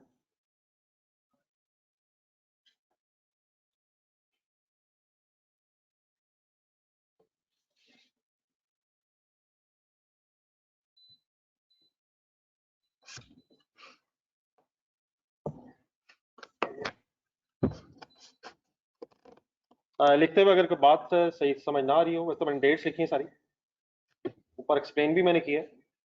अगर कोई कंफ्यूजन हो तो पूछ लीजिएगा।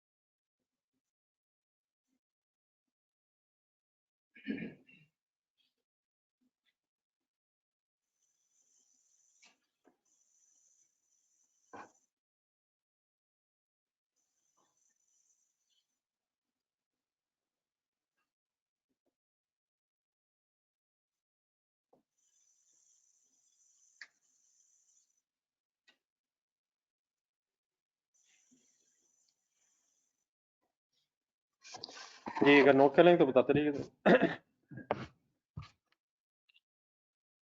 चेंज किए।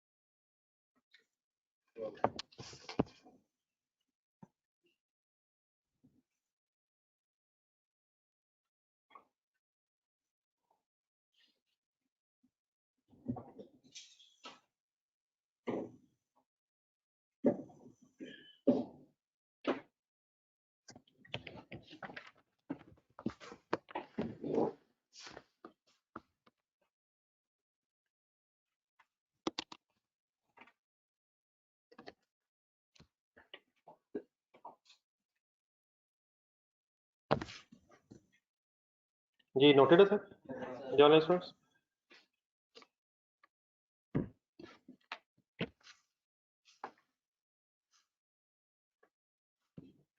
प्लीज अगर कोई लिख रहा है बता दो।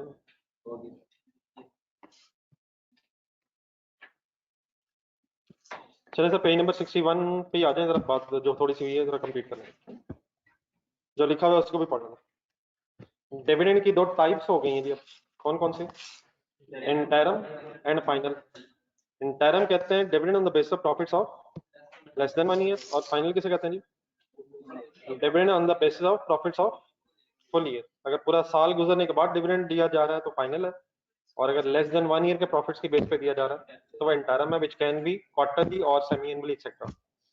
अच्छा, डिविडेंड चाहे इंटरम हो या फाइनल हो, उसकी एंट्री सेम है। What is the entry of dividend when it is declared? Dividend debit payable credit, dividend debit payable credit, चाहे इंटरम डिक्लेयर हो चाहे फाइनल डिक्लेयर। अब इसके नीचे एक पैराग्राफ लिखा है, वो पढ़े जरा आराम नाम से। Dividend is recorded when it is declared, ये बार बार इसलिए आएगा कि इसको याद रखना है। डिविडेंड किस दिन रिकॉर्ड होगा मींस डेबिट किस दिन होगा, जब वो डिक्लेयर होगा। इफ डिविडेंड इज डिक्लेयर्ड, अब इसको जरा आराम से पढ़िएगा, दो डायग्राम में आपने लिखा है। If dividend is declared after the reporting period 30 June 2022 but before the date of authorisation of financial statements, हो सकता है किसके बाद, किससे पहले? रिपोर्टिंग डेट के बाद, लेकिन ऑथराइजेशन डेट से पहले, 4 अक्टूबर से जस्ट पहले। Then the dividend declaration is disclosed together with the amount per share, 5 रुपए पर शेयर, 7 रुपए पर शेयर, कहां पे? In notes to financial statements of the period to which it relates. According to the example, 2022 वाला dividend जो declare हुआ 23 में, किस साल डिस्क्लोज होगा? 22 वाली फाइनेंशियल स्टेटमेंट में डिस्क्लोज होगा। तो डिस्क्लोज मींस इंग्लिश का सेंटेंस जिसमें आप ये भी बताएंगे डेट क्या है, किस दिन डिक्लेयर हुआ है, और फिर ये भी बताया जाता है कि डिविडेंड पर शेयर कितना है, 5 रुपए, 2 रुपए, 1 रुपया, जितना भी है, पर शेयर अमाउंट भी बतानी है और डेट भी बतानी है। ये काम कब करना है? पढ़ के बताएं, पढ़ के बताएं। अगर डिविडेंड बाद में ऑथराइजेशन से पहले अगर डिक्लेयर हो गया, ठीक हो गया। देन एक अगला सेंटेंस पढ़े, preparation of financial statements is the responsibility of the. अच्छा, ये मैनेजमेंट जब भी वर्ड आता है ना, तो मैनेजमेंट ऑफ द कंपनी का मतलब है directors, who are managing the company, directors are managing the company. तो मैनेजमेंट मींस कंपनी के डायरेक्टर्स की बात हो। तो फाइनेंशियल स्टेटमेंट बनाना किसकी जिम्मेदारी है? हाँ डेफिनेटली, डायरेक्टर्स अपनी ये जिम्मेदारी कैसे पूरी करते हैं? वो अकाउंटेंट्स रख के करते हैं। अब डायरेक्टर्स अगर फॉर एग्जांपल अकाउंटेंट्स नहीं है तो वो अपनी जिम्मेदारी को फुलफिल करने के लिए अकाउंटेंट्स रखेंगे, आप जैसे नौजवान। Next line, authorisation of financial statements का अगर कभी वर्ड आ जाए ऑथराइजेशन, तो इसका मीनिंग होता है directors have signed the financial statements after their finalisation. Directors की जो साइनिंग है उसे क्या बोलते हैं? Authorisation of financial statements. Directors जब साइन कर देते हैं तो कहा वर्ड ये यूज होता है कि फाइनेंशियल स्टेटमेंट्स अब ऑथराइज्ड हो गई हैं ताकि इन्हें डिस्पैच किया जा सके शेयर होल्डर्स। आई होप कि क्लियर होगी बात। देन नेक्स्ट हेडिंग देखें जरा, अगर शेयर्स इशू हुए हो कैश के अगेंस्ट, अब ये एंट्रीज आपने याद करनी है, आपके टिप्स पे आ जानी चाहिए। अगर शेयर्स इशू हुए और कैश के अगेंस्ट इशू है तो क्या एंट्री करेंगे आप? अच्छा, बाय डिफॉल्ट इसी तरह एंट्री याद रखें, cash debit share capital credit, और नीचे बस एक सेंटेंस लिखा उसको पढ़े जरा, difference can either be premium और डिस्काउंट। शेयर कैपिटल ने किस अमाउंट से क्रेडिट होना है? नॉमिनल वैल्यू से। कैश अगर ज्यादा आया होगा तो प्रीमियम बन जाएगा, और अगर कैश कम आया होगा तो डिस्काउंट। मतलब एंट्री क्या ध्यान में रखें, cash debit share capital credit, difference आएगा तो इंशाल्लाह सोच लेंगे। नेक्स्ट पेज पर फिर डिविडेंड की भी एंट्री जो अभी पढ़ी आपने दोबारा एक दफा मेरे साथ रिवाइज कर लें। डिविडेंड होता क्या है, पढ़ लें। डिविडेंड होता क्या है? It is distribution of profits to shareholders. जब ये डिक्लेयर होता है तो प्लीज बोलना एंट्री क्या है, और काइंडली प्लीज ये वर्ड दोबारा कभी नहीं बोलना आपने, जिस अभी थोड़ी देर पहले भाई ने बोला है। डिविडेंड डेबिट डजंट मींस कोई एक्सपेंस डेबिट हो रहा है। Dividend is similar to drawings, word बदला हुआ, प्लीज ध्यान में रखिएगा। तो जिस तरह ड्राइंग्स जो है वो कैपिटल से लेस होती हैं, इसी तरह बस थोड़ा सा वर्ड का फर्क है, डिविडेंड रिटेन्ड अर्निंग से लेस होता है। ड्राइंग्स कहाँ से लेस होती थी बचपन में? कैपिटल में से भी अगर हम गौर से सोचें तो प्रॉफिट में से ही होती है, प्लस प्रॉफिट माइनस ड्राइंग्स। तो डिविडेंड भी कहाँ से लेस होता है? प्रॉफिट में से ही, लेकिन अब प्रॉफिट्स का नाम हमने क्या रख लिया हुआ है? Retained earning. तो डिविडेंड का debit effect profit and loss को इफेक्ट नहीं करेगा। Statement of changes in equity में इक्विटी के अंदर जाएगा और रिटेन्ड अर्निंग्स में से लेस होगा। ठीक है, दोबारा पढ़ने, नीचे एक सेंटेंस लिखा हुआ है, dividend is please not an expense, instead it is deducted from retained earnings just like drawings, and only difference is which is deducted from capital. तो प्लीज डिविडेंड एक्सपेंस अगर होता तो कहाँ जाता? प्रॉफिट एंड लॉस में नहीं जाना। इससे ये ड्राइंग्स की तरह है, इसने इक्विटी में रिटेन्ड अर्निंग में से लेस होगा। ठीक है, तो याद रहेगा प्लीज। और जब डिविडेंड डिक्लेयर हुआ के पे होगा तो फिर पेएबल डेबिट और कैश क्रेडिट हो जाएगा। ब्रैकेट्स अंडरलाइन करने दोबारा, डिक्लेयर्ड एंड पेड। जब डिक्लेयर होगा तो पेएबल बन जाएगा, लायबिलिटी बन जाएगा, और जब पे होगा तो लायबिलिटी खत्म हो जाएगी। अब इससे आगे जो लिखा हुआ है पहले वो जरा बोर्ड पे देख के मेरे साथ समझ लें, और लिखने की कोई जल्दी ना कीजिएगा, लिखा हुआ है आपके पास, आपने सिर्फ समझने की कोशिश करनी है, एक नई एंट्री जरा बनवानी है। ये जो डिविडेंड है सर, ये दो तरह का होता है, नहीं वो भी होता है, ये एक और तरह भी होगी। डिविडेंड शेयर होल्डर्स को कैश की फॉर्म में भी दिया जाता है और डिविडेंड शेयर होल्डर्स को शेयर्स की फॉर्म में भी दिया जाता है। बात मेरे पूरी कर लेना दो। डिविडेंड अगर कैश की फॉर्म में दिया जा रहा है तो उसका आपको पता चल गया है, ऊपर पढ़े जरा, क्या जो ऊपर एंट्रीज लिखी हुई है वो कैश में दिया जा रहा है? हाँ डेफिनेटली डिक्लेयर होने के बाद दिया जा रहा है, वरना डिविडेंड की एंट्री है कि डिविडेंड डेबिट कैश क्रेडिट है, डिविडेंड डेबिट कैश क्रेडिट है, बीच में पेएबल क्यों आया हुआ है? क्योंकि डिक्लेरेशन डेट और पेमेंट डेट में फर्क आ गया। अगर जिस दिन डिक्लेयर हुआ उस दिन पे हो जाए तो डिविडेंड डेबिट कैश क्रेडिट है, तो ये कैश डिविडेंड हो गया हुआ है, ये हमने पढ़ लिया हुआ है। लेकिन एक दूसरी तरह डिविडेंड देने का तरीका क्या है कि शेयर्स दे दिए जाए कैश के। अब ये क्या होता है ये मैं एक्सप्लेन करता हूँ। इस सिचुएशन में शेयर्स की फॉर्म में अगर डिविडेंड दिया जा रहा हो तो फिर वर्ड यूज होता है बोनस शेयर्स। अगर शेयर्स की फॉर्म में डिविडेंड दिया जा रहा है, शेयर होल्डर्स को कैश पकड़ाने की बजाय उन्हें फर्दर शेयर्स दे दिए जाए डिविडेंड के तौर पे, विदाउट पैसे लिए उन्हें शेयर्स दे दिए जाए, तो वर्ड यूज होता है फिर बोनस शेयर्स दिए गए हैं। किसको क्या दिया जा रहा है? शेयर्स, लेकिन उनसे क्या नहीं लिया जा रहा? पैसे नहीं लिए जा रहे, डिविडेंड के तौर पे, इंसेंटिव के तौर पे शेयर होल्डर्स को एक्स्ट्रा शेयर्स दिए जा रहे हैं, तो उसे बोनस शेयर्स कहते हैं। बाकी इसकी अभी ट्रीटमेंट क्या होना है वो भी मैं आपको डिस्कस करता हूँ। देन कैश डिविडेंड हो या शेयर्स मीन बोनस शेयर्स हो, बोनस डिविडेंड हो, ये किसी इंटरम डेट पे भी दिया जा सकता है और फाइनल डेट पे भी दिया जा सकता है। मींस लेस देन 1 ईयर के प्रॉफिट्स की बेस पे भी कैश डिविडेंड दिया जा सकता है और फुल ईयर के प्रॉफिट्स की बेस पे भी कैश डिविडेंड दिया जा सकता है। सिमिलरली लेस देन 1 ईयर के प्रॉफिट्स की बेस पे भी इंटरम बोनस शेयर्स दिए जा सकते हैं। और फाइनल वर्ड बोला जरा, फुल ईयर प्रॉफिट्स की बेस पे भी फाइनल बोनस शेयर्स दिए जा सकते हैं। इट मींस फिर अब लेफ्ट साइड पे अगर आप आए तो इंटरम कैश डिविडेंड भी हो सकता है, interim cash dividend, final cash dividend भी हो सकता है। और अगर मैं राइट साइड पे चला जाऊं तो इंटरम बोनस शेयर्स या इंटरम शेयर्स डिविडेंड भी हो सकता है, और final shares dividend means final bonus shares भी हो सकते हैं। ठीक है, लेफ्ट साइड पे है डिविडेंड अगर कैश की फॉर्म में है, चाहे इंटरम है चाहे फाइनल है, एंट्री वही है जो आपको पता है। क्या है जो आपको पता है? डिक्लेयर होगा तो डिविडेंड डेबिट पेएबल क्रेडिट हो जाएगा। इट मींस ये बहस कंप्लीट होगी। अब इस वक्त हमने डिस्कस ये करना है कि अगर बोनस शेयर्स हैं तो उनकी एंट्री क्या होती है। कौन सी बात खत्म हो चुकी है ऑलरेडी, किस तरफ हम जा रहे हैं? Bonus shares. और बोनस शेयर्स चाहे इंटरम हो या फाइनल हो, उनकी भी एंट्री में फर्क नहीं आएगा। सिर्फ एंट्री बोनस शेयर्स की अगर आपको पता चल जाए तो वही इंटरम स्टेज पे भी होनी है और वही फाइनल स्टेज पे भी होनी है। तो इससे पहले कि आप इसे लिखें या अदरवाइज हम कुछ पढ़ने की कोशिश करें, आज जरा थोड़ा बोनस शेयर्स का कॉन्सेप्ट जरा फाइनल कर लें। पेज नंबर 62 के मिड में कुछ वहां चीजें लिखी, वहां से पढ़ लें। पहले तो एक डायग्राम जो मैंने आपके सामने बनाई वो उसी तरह तकरीबन बनी हुई। एक हेडिंग होना था पेज नंबर 62 के दरमियान में तकरीबन थोड़ा सा नीचे, बोनस शेयर्स। अच्छा, इसके अब दो नाम और भी लिखे हुए हैं, लेकिन नामों में नहीं फंसना, एक दफा पढ़ लें, इंशाल्लाह ऐसा ऐसा याद हो जाएंगे। मेन इसका नाम क्या है? बोनस शेयर्स ही है, लेकिन इसे स्टॉक डिविडेंड भी बोलते हैं और कैपिटलाइजेशन भी है, कैपिटलाइजेशन इशू। ये जरा टफ वर्ड्स हैं, इंशाल्लाह साथ साथ याद हो जाएंगे। कॉन्सेप्ट क्या है? बोनस शेयर्स में हो क्या रहा है? कंपनी अपने एग्जिस्टिंग शेयर होल्डर्स को शेयर्स दे रही है, लेकिन उनसे पैसे नहीं ले रही। आप लोग पेज नंबर 59 पे जाएं,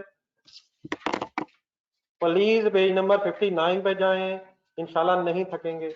उसके एंड में आखिरी दो लाइनों में एक टर्म आई थी राइट शेयर्स। राइट शेयर्स क्या सिचुएशन थी? पढ़ लेना, पढ़ लेना। राइट शेयर्स भी एग्जिस्टिंग शेयर होल्डर्स को शेयर्स दिए जा रहे थे, एग्जिस्टिंग परसेंटेज में दिए जा रहे थे, लेकिन राइट शेयर्स का वर्ड तब यूज होता है अगर शेयर्स दे के पैसे लिए जाएं। लेकिन अगर शेयर्स दिए जा रहे हैं, एग्जिस्टिंग शेयर होल्डर्स को पैसे नहीं पकड़े जा रहे उनसे, तो फिर वही राइट शेयर्स की जगह वर्ड बोनस शेयर्स हो जाएगा। तो आए जरा सेंटेंस में क्या चेंज है, इधर आगे ढूंढना। Bonus shares is the situation, मिल गया? पेज 62 पे आ गया मैं। In which company issue new shares to existing shareholders in proportion means percentage to existing shares, लेकिन important words are underlined the last word, without any consideration का मतलब मुआवजा means cash, without any consideration. What is the only difference between right shares and bonus shares? दोनों में common क्या है? दोनों में कॉमन क्या है? एग्जिस्टिंग शेयर होल्डर्स को शेयर्स जा रहे हैं, इन प्रोपोर्शन जा रहे हैं, ये तो कॉमन है। डिफरेंस क्या है? पैसे एक अगर जा रहे हैं तो राइट शेयर्स हैं, और पैसों के बगैर अगर जा रहे हैं, डिविडेंड के तौर पर जा रहे हैं, तो बोनस है। ठीक है, यहाँ तक वर्ड समझ आ गए? वर्ड समझ आ गए हैं? कौन किसको क्या दे रहा है, क्या नहीं दे रहा है? हिम्मत हिम्मत जवानो, हिम्मत। कंपनी शेयर होल्डर्स को फर्दर शेयर्स दे रही है और कंपनी शेयर होल्डर्स से कैश नहीं दे रही है। दोबारा पेज नंबर 59 पे जाएं। अगर कंपनी शेयर्स इशू करे एग्जिस्टिंग शेयर होल्डर्स को और उनसे कैश पकड़ ले, तो बताएं एंट्री क्या करेंगे?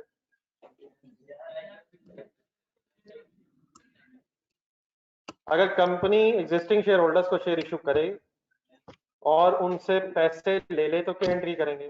Cash debit, share capital credit. तो अब आए जरा पेज नंबर 62 पे।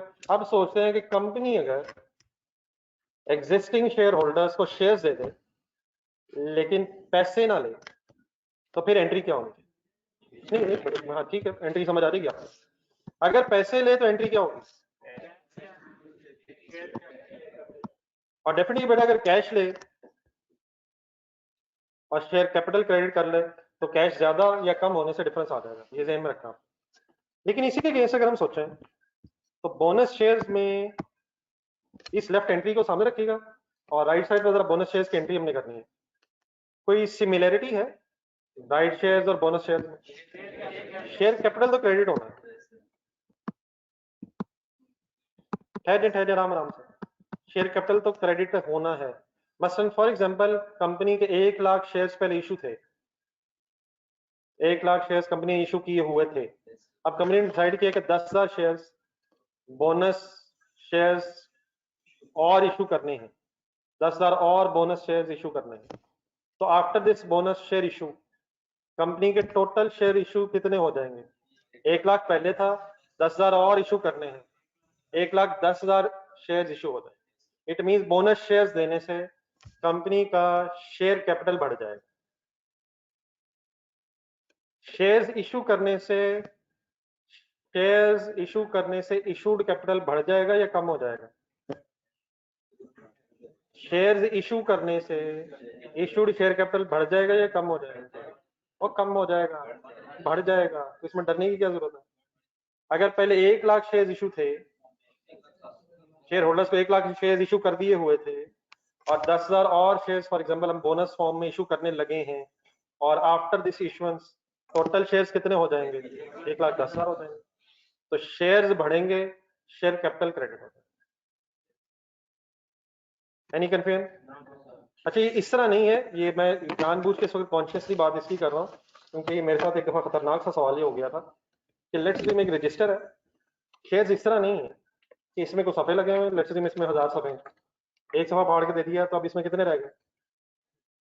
999 रह गए। एक और दिया 998 रह गए, पूरा 100 कर दिया, 900 रह गए। ये इस तरह कोई कॉपी नहीं है, इसमें से एक फाड़ा तो एक इशू हो गया, इसको देखना।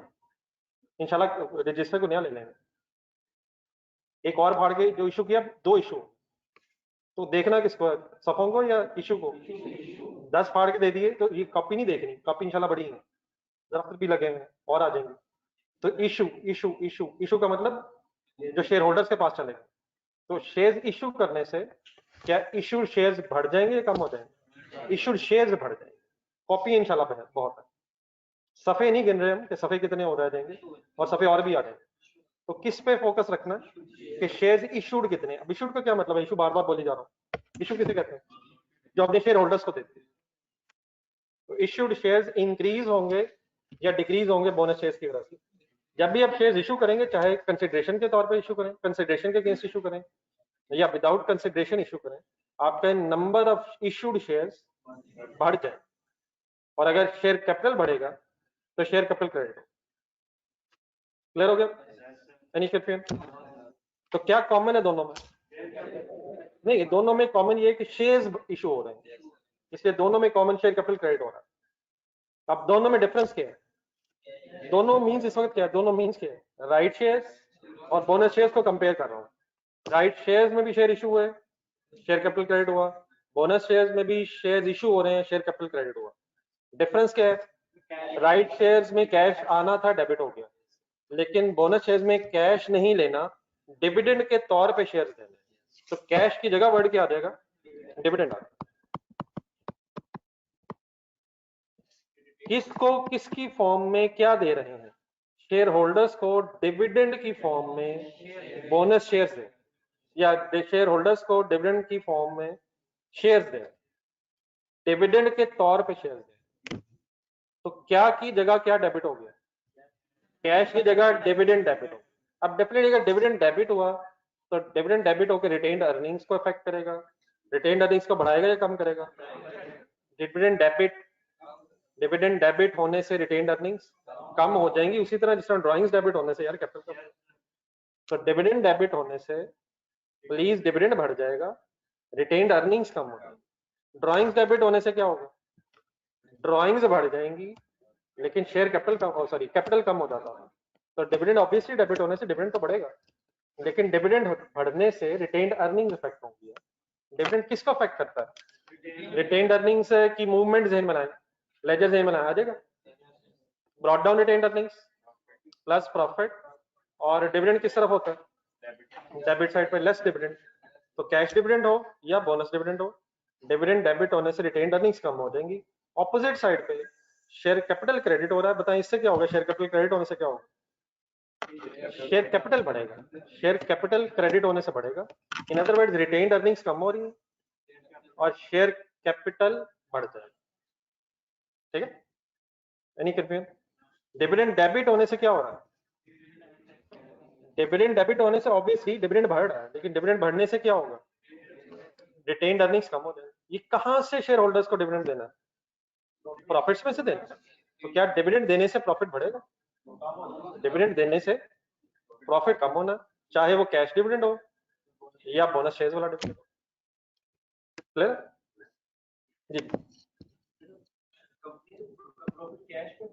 और नहीं बेटा, कैश नहीं होता। क्या कैश और प्रॉफिट एक ही चीज है? ये तो बेटा कोई डॉक्टर भी बात कर सकता है। कंसंट्रेट कीजिएगा जरा। मैं अगर कैश आपके सामने वर्ड बोलूं तो कैश ढूंढने का होता है फाइनेंशियल स्टेटमेंट में, सेल्स में, प्रॉफिट एंड लॉस में, कहीं नहीं होता। कैश तो एसेट है। प्रॉफिट कैसे आता है? इनकम्स और एक्सपेंसेस लेस करें। तो ये वाली बात जो आपने की, ये तो आम नॉन अकाउंटेंट्स भी कहेंगे कि profit means cash. Profit accrual basis पे कैलकुलेट होता है। प्रॉफिट एंड लॉस स्टेटमेंट में लाना है। क्रेडिट सेल की एंट्री बोलो, क्रेडिट सेल की एंट्री बोलो। सेल डेबिट सेल क्रेडिट, खुदा का नाम ले, क्रेडिट सेल की एंट्री बोलने को कहा मैंने। Debit debit cell credit. For example 5 lakh profit and loss statement में लाना। प्रॉफिट एंड लॉस स्टेटमेंट में 5 लाख सेल आ जाएगी सर? ये आ जाएगी सर, लेकिन अभी रिसीवेबल है, करंट एसेट्स में रिसीवेबल होगा। लेट्स से हम 4 लाख के एक्सपेंसेस हुए लेकिन पेमेंट नहीं हुई, expenses debit payable credit, expenses 4 lakh, profit loss में आ जाएंगे, पेबल लायबिलिटीज में आ जाएगा। बताएं आपके पास इस वक्त बिजनेस में कैश कितना है? नहीं है, कैश नहीं है, रिसीवेबल है, 5 लाख रिसीवेबल है, 4 लाख पेबल है, लेकिन प्रॉफिट लॉस स्टेटमेंट से मिला 5 लाख माइनस 4 लाख, 1 लाख प्रॉफिट तो हो गया, प्रॉफिट चला गया रिटेन अर्निंग्स में, कैश कितना? अभी नहीं, अभी तो रिसीव करेंगे, पैसे देंगे, फिर कैश आएगा। लेकिन क्या प्रॉफिट हो चुका? अजीब प्रॉफिट है, कैश तो आएगा। ये एक्रूअल बेसिस पे प्रॉफिट कैलकुलेट होता है। हाँ डेफिनेटली अगर आपने डिविडेंड देना है और कैश डिविडेंड देना है तो कैश भी अवेलेबल होना चाहिए, कैश में देना है। लेकिन समटाइम्स कंपनी क्या करती है, असल में स्टोरी ये है ना कि अगर कैश सफिशिएंट नहीं है तो ये डिसीजन लेना कि शेयर होल्डर्स को कुछ नहीं देना, शेयर होल्डर्स नाराज होंगे, तो उन्हें फिर कैसे कंपनसेट करने की कोशिश की जाती है कि उन्हें वक्ती तौर पे बोनस शेयर्स दे दिए जाते हैं। बोनस शेयर्स कहाँ से दे दिए जाते हैं? प्रॉफिट में, लेकिन इसमें अब कैश इन्वॉल्व नहीं है। अब शेयर होल्डर्स को बोनस शेयर्स का क्या फायदा है? एक सेकंड, शेयर होल्डर बने, आप शेयर होल्डर बने, आपके पास फॉर एग्जांपल 10,000 पहले शेयर्स थे, 100 शेयर और मिल गए, तो डेफिनेटली कंपनी से कैश तो नहीं मिला। लेकिन अगर ये लिस्टेड कंपनी है तो आप अपनी एक्स्ट्रा शेयर्स कहाँ ले जा सकते हैं? स्टॉक एक्सचेंज में, और वहां अगर कोई बायर मिल जाए तो उसको बेच के कम से कम कैश कमा सकते हैं। तो कंपनी का कैश नहीं गया, लेकिन शेयर होल्डर्स को अगर कोई एक्स्ट्रा शेयर्स मिल जाए तो वो उसे बेच के स्टॉक एक्सचेंज में किसी इन्वेस्टर से पैसे जरूर ले सकता है। तो कंपनीज नॉर्मली क्या करती हैं, कुछ कैश डिविडेंड दे देती हैं और कुछ बोनस शेयर्स भी दे देती हैं, ताकि बोनस शेयर्स के बदले कंपनी का कैश ना जाए, लेकिन शेयर होल्डर्स अगर कैश कमाना चाहें तो वो स्टॉक एक्सचेंज में जाके कमा लें। और अगर वो नहीं भी बेच रहे तो फ्यूचर में जब कभी डिविडेंड मिलेगा तो अब 10,000 जमा 100 शेयर्स पे मिलेगा, ठीक है। अगर वो नहीं बेचते तो उनका एक्स्ट्रा डिविडेंड मिल जाएगा फ्यूचर में, लेकिन अगर वो बेचना चाहते हैं तो कैश भी कमा सकते हैं। तो please, what is the effect of entry of bonus shares? Dividend debit होने से रिटेन्ड अर्निंग्स कम होंगी और शेयर कैपिटल क्रेडिट होने से शेयर कैपिटल बढ़ेगा। अब अपने जेहन में स्टेटमेंट ऑफ फाइनेंशियल पोजीशन बनाया जरा, इक्विटी जेहन में लाया जरा, हिम्मत मारा करें, हिम्मत हिम्मत हिम्मत। इक्विटी क्या होती है? इक्विटी क्या होती है? इक्विटी के 4 कंपोनेंट्स आपको कल तक पता चल गए हुए, शेयर कैपिटल, शेयर प्रीमियम, हिम्मत हिम्मत हिम्मत, retained earnings and evaluation surplus. ये 4 जेहन में रखें और एंट्री दोबारा देखें। डिविडेंड डेबिट होकर रिटेन्ड अर्निंग्स कम होंगी और शेयर कैपिटल क्रेडिट होने से शेयर कैपिटल बढ़ जाएगा। इन अदर वर्ड्स, इस एंट्री से सिर्फ इक्विटी के अंदर ही इफेक्ट होगा, इक्विटी में ही रिटेन्ड अर्निंग्स कम हो जाएंगी और इक्विटी में ही शेयर कैपिटल इंक्रीज हो जाएगा। इस एंट्री से इक्विटी के अंदर अंदर ही इफेक्ट होगा, उसी में प्लस माइनस हो जाएगा और टोटल इक्विटी पे शायद कोई इफेक्ट नहीं होगा, ठीक है। इक्विटी का कौन सा कंपोनेंट कम हो जाएगा और इक्विटी का कौन सा कंपोनेंट बढ़ जाएगा? ठीक है, एक आखिरी चीज बस मैसेज सुन लें, अब क्लियर हो गया। देन सपोज बोर्ड पे देखें जरा, 10,000 शेयर्स बोनस डिविडेंड अनाउंस हुआ था, let's assume 10,000 shares bonus shares के तौर पे हमने देने हैं। अब ये जो मैंने एंट्री करनी है, ये शेयर्स की एंट्री नहीं होगी, ये अमाउंट से एंट्री होगी, या शेयर्स की हो जाएगी। डबल एंट्री अमाउंट से होती है, रुपीज से होती है। तो अब ये 10,000 अगर शेयर्स हैं तो इनको मैंने रुपीज में कन्वर्ट करना है ना।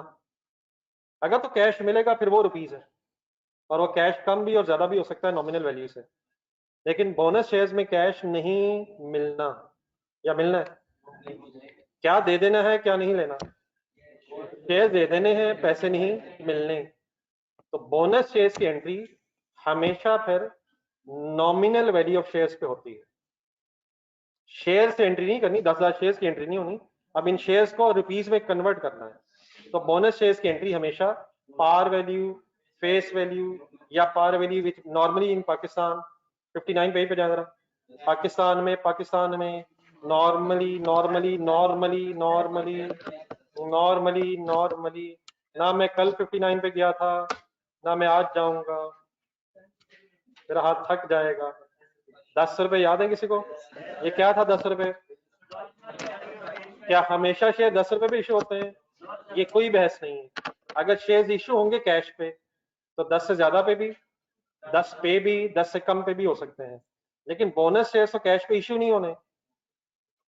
तो बोनस शेयर्स को अमाउंट में कन्वर्ट करने का तरीका क्या है? हमेशा ये एंट्री मल्टीप्लाइड बाय ये 10 क्या अज्यूम करके कर रहा हूं कि पार वैल्यू 10 रुपए, तो इट मींस 1 लाख रुपीस से ये एंट्री हो जाएगी। एक चीज और रिवाइज करना है कि हमेशा 10 रुपए नॉमिनल वैल्यू होती है। आम हालात यही है पाकिस्तान में, लेकिन अगर नॉमिनल वैल्यू 10 से डिफरेंट भी बताई हो तो अकॉर्डिंगली उस पर भी हो सकती है।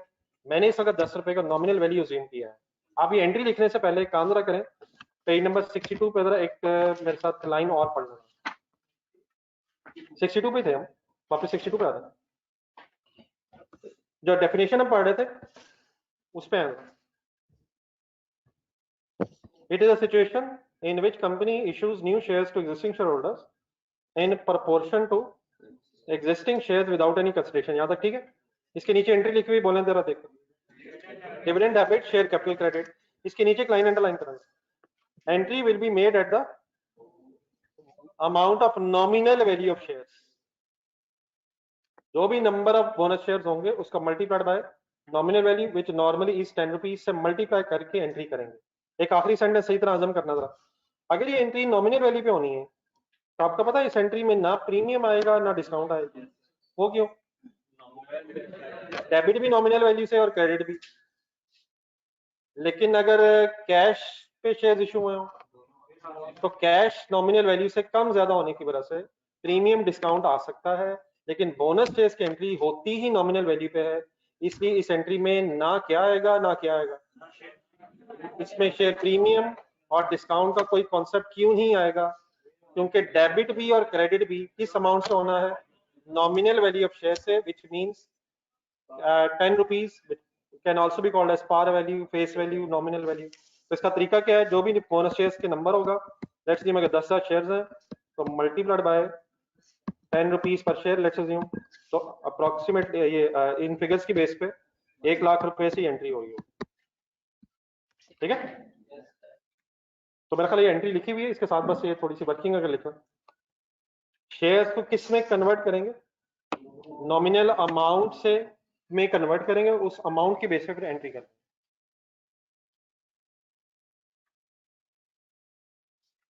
नॉमिनल वैल्यू की बेस पे एंट्री क्यों करेंगे? क्योंकि कैश तो आया नहीं। अब ये कहना ये ज्यादा आया ये कम आया तो इसकी कोई बहस नहीं है। ये एंट्री बस किस अमाउंट पे हो जाएगी? Nominal value of shares. बहरहाल नॉमिनल वैल्यू के लिए फेस वैल्यू वर्ड भी था और पार वैल्यू भी वर्ड था। जी ऑनलाइन स्टूडेंट्स आप लोग क्लियर?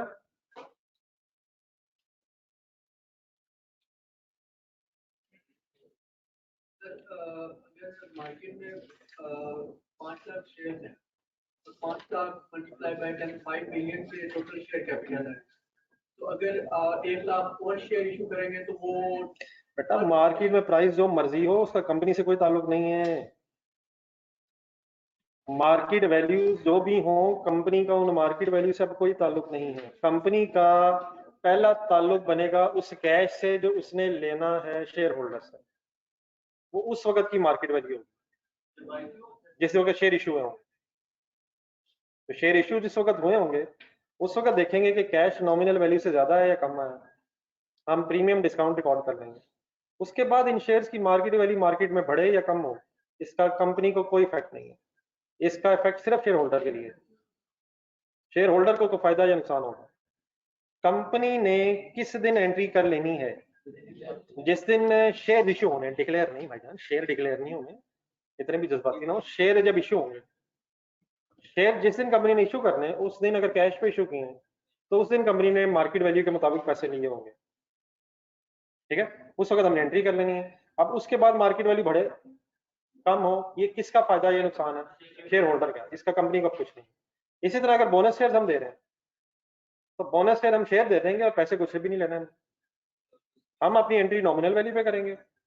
अगर नॉमिनल वैल्यू से ज्यादा पे शेयर बिक रहा है मार्केट में या कम बिक रहा है, ये शेयर होल्डर का अपना नफा नुकसान। Company is nothing to do with the change in market value after the issuance of share. ठीक है? वो शेयर होल्डर का प्रॉफिट या लॉस है। जब हम डिविडेंड देते हैं तो डिस्कस करते और नहीं बेटा, और यार खुदा के नाम में यार एक क्वेश्चन आया जी, खतरनाक सवाल है, जरा सब लोग खुदा ना खासा आप लोग तो नहीं आप सब, क्या प्रीमियम डिस्काउंट तब आता है जब शेयर इशू होते हैं, या प्रीमियम डिस्काउंट तब आता है जब डिविडेंड डिक्लेयर होता है? मैंने नहीं, ये मेरे इन्हीं सवालों के अंदर जवाब है। प्रीमियम या डिस्काउंट का वर्ड उस वक्त आएगा जब शेयर इशू होंगे, या प्रीमियम या डिस्काउंट का वर्ड तब आएगा जब डिविडेंड डिक्लेयर होगा, जब शेयर इशू होंगे। डिविडेंड डिक्लेयर में कहां से प्रीमियम या डिस्काउंट आ गया सर? और प्रीमियम या डिस्काउंट का वर्ड भी कब आएगा इश्यूएंस ऑफ शेयर में? अगर शेयर इशू करके पैसे लिए हैं, और अगर बोनस शेयर इशू किए हैं, तो यहाँ प्रीमियम या डिस्काउंट का वर्ड क्यों नहीं आएगा? क्योंकि ये पैसे लिए नहीं है, बस अमाउंट बनाने के लिए, शेयर्स को अमाउंट में कन्वर्ट करने के लिए nominal value of shares sent हुए। तो हरगिज को डरने वाली बात नहीं है, कोई जादू नहीं है इंशाल्लाह, बस यही होना था जो हो गया।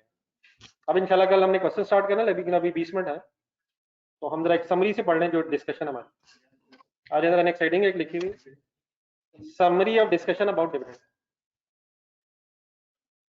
रेडी है सारा? कुछ एक आध 6 चीज एक्स्ट्रा भी आएगी, तो फुल कंसंट्रेशन साथ साथ रहेगी। और टाइम मैंने जरा पहले बता दिए इसलिए ताकि आप अगले 15 से 20 मिनट ऐसे बायस्ड होकर घड़ी की तरफ ना देखते रहें। टाइम अल्हम्दुलिल्लाह हमारे पास है, लेट्स स्टार्ट द टाइम। एक एक सेंटेंस में पढ़ूंगा फिर रुक जाऊंगा।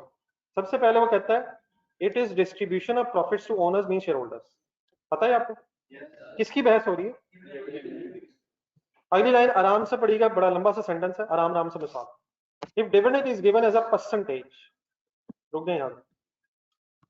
मसलन आपसे कहा गया है कि 20% डिविडेंड देना कंपनी ने, या 15% देना है, 10% देना है। डिविडेंड परसेंटेज में बताया गया। एक मैंने अभी थोड़े पहले एग्जांपल के तौर पर बता रहा था, 5 रुपए पर शेयर देना है, 10 रुपए पर शेयर देना है, इसमें तो मसला नहीं है। लेकिन फॉर एग्जांपल अगर आपको क्वेश्चन पढ़ के पता चले कि डिविडेंड 20% देना है, तब सवाल ये पता होगा क्या हम इस 20% को किससे मल्टीप्लाई करके डिविडेंड की अमाउंट कैलकुलेट करें? नहीं, वो मैंने बताना, वो सवाल का जवाब मैंने देना है। सवाल उठ क्या गया है कि डिविडेंड अगर परसेंटेज की फॉर्म में गिवन है, तो इस परसेंटेज को किससे मल्टीप्लाई करके डिविडेंड की अमाउंट निकलनी चाहिए। आप डिविडेंड छोड़ दें, आप अगर फॉर एग्जांपल बैंक से लोन लें, बैंक से लोन लें तो एंट्री बताएंगे। अगर आपने बैंक से लोन लिया, cash debit loan credit, let's see 1 lakh, cash debit loan from bank credit 1 lakh रुपए। अब बैंक का लोन जब आप लेते हैं तो फिर उसका कोई इंटरेस्ट रेट भी होता है। सपोज 15% इंटरेस्ट रेट है, 15% सपोज इंटरेस्ट रेट है। ये इंटरेस्ट रेट 15% आप किस अमाउंट से मल्टीप्लाई करके इंटरेस्ट की अमाउंट कैलकुलेट करेंगे? आपने बैंक से लोन लिए तो आप लोन की अमाउंट मींस 1 लाख अगर लोन है तो 15% उससे मल्टीप्लाई करेंगे, आपके पास इंटरेस्ट की अमाउंट आ जाएगी।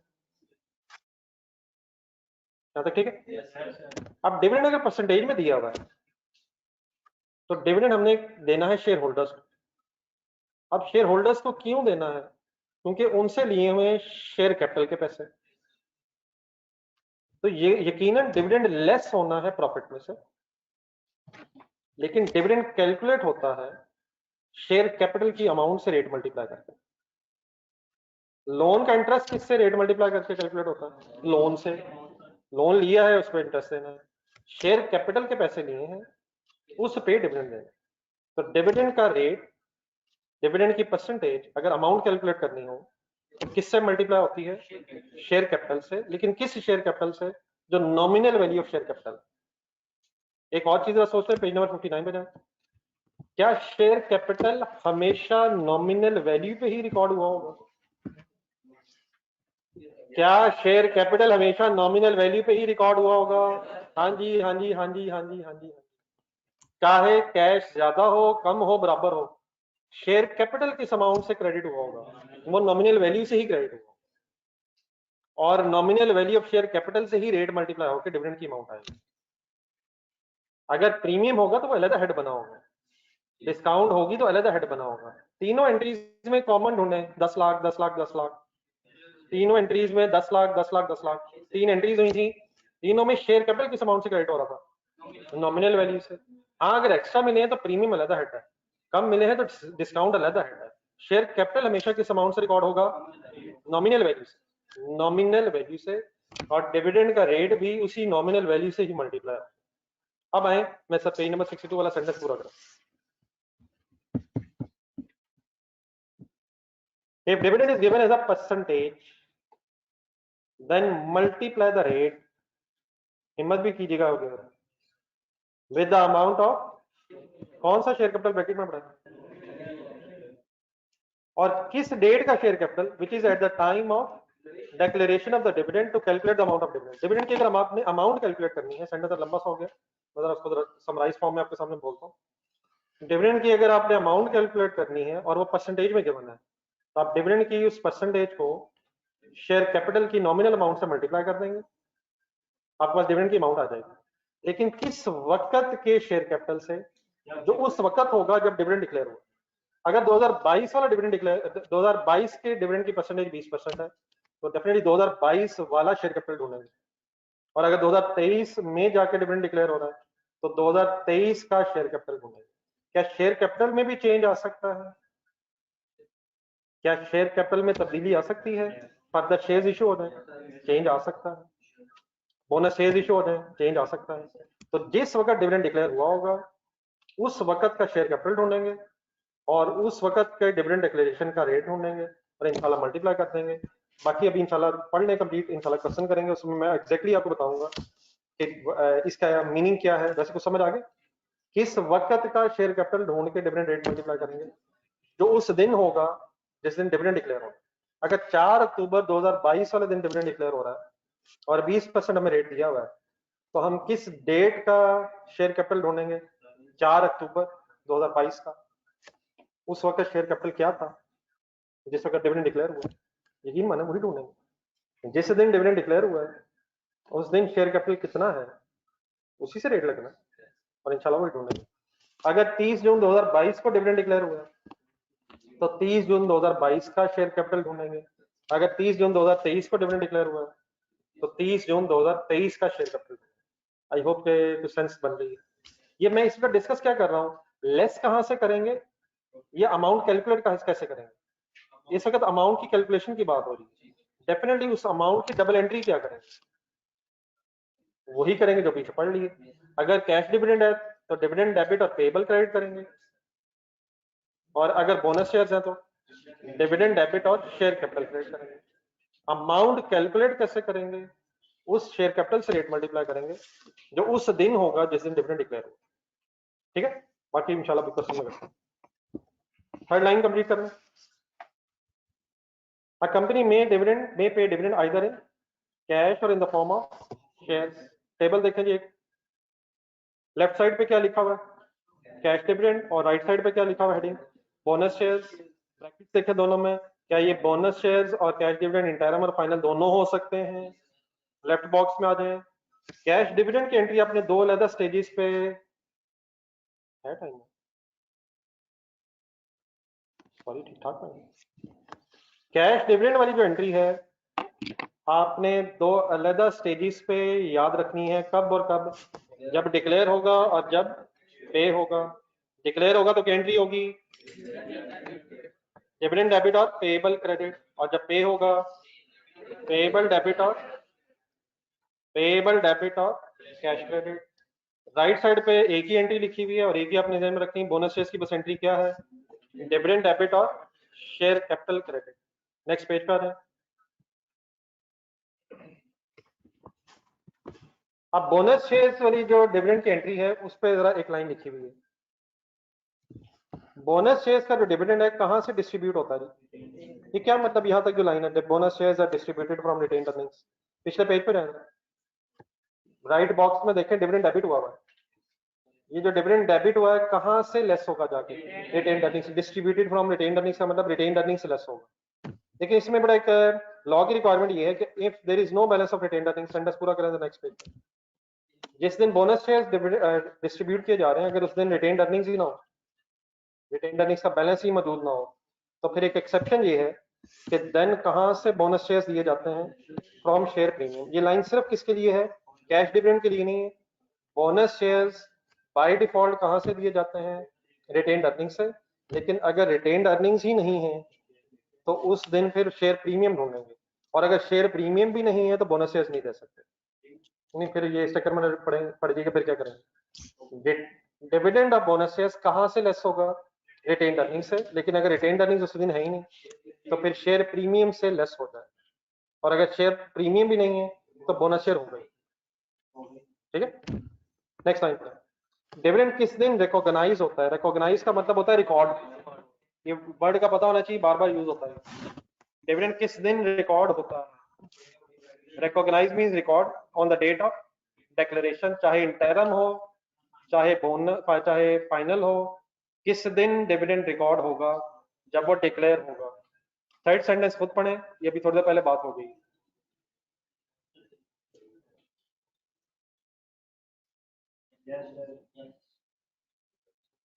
सबको पता है?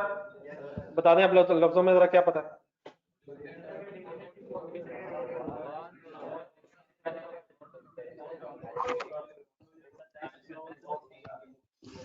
जी ऑनलाइन स्टूडेंट साथ है नहीं?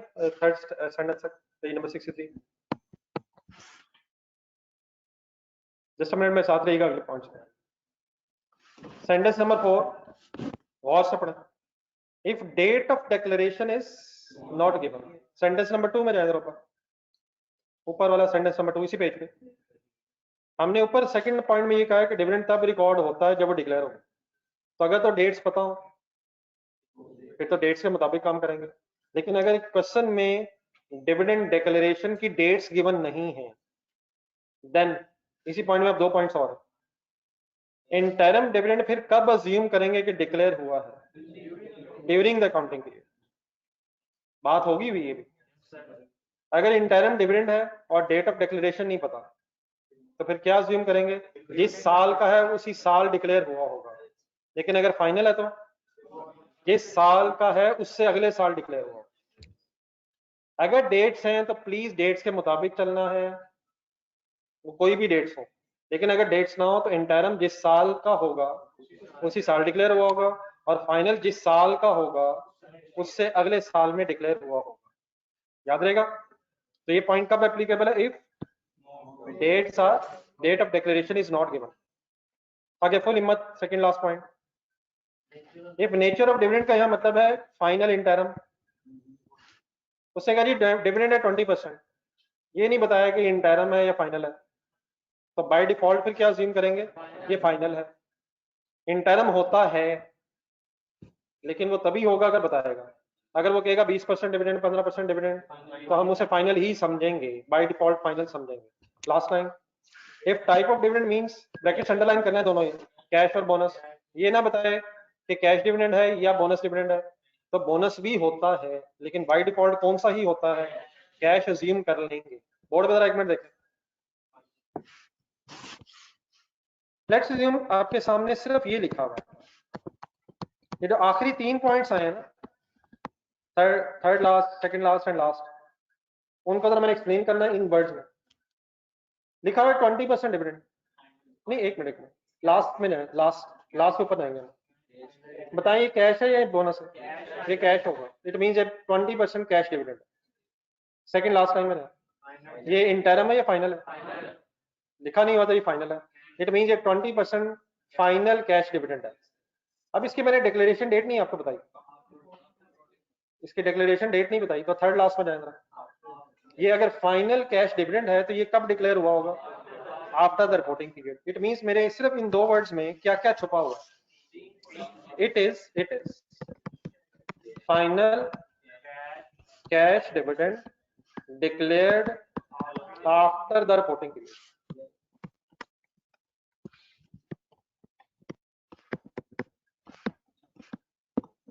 बात समझ आ गई? आप लोग इस तरह करें, थर्ड पॉइंट लास्ट पॉइंट के साथ, सॉरी, एक फॉर एग्जांपल लिख लें। 20% डिविडेंड अगर लिखा हुआ तो इसमें फाइनल होगा, अगर नहीं बताया कैश होगा, नहीं बताया तो। और अगर ये फाइनल कैश और डिविडेंड डिक्लेरेशन डेट नहीं है तो it should have been declared after the reporting period. जब जगह बन जाएगी शायद लास्ट पॉइंट के साथ क्वेश्चन नंबर 1 से करना।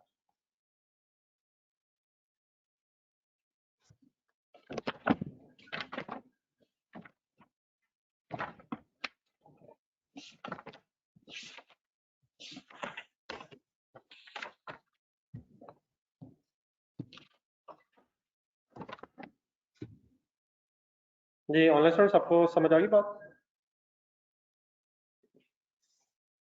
डेफिनेटली इंटरम भी होता है, बोनस भी होता है, लेकिन वो तभी होता है अगर कोई इंफॉर्मेशन मिल जाए, वरना बाय डिफॉल्ट फाइनल होगा, कैश होगा, और अगर डिक्लेरेशन डेट नहीं है तो आफ्टर द रिपोर्टिंग पीरियड होगा।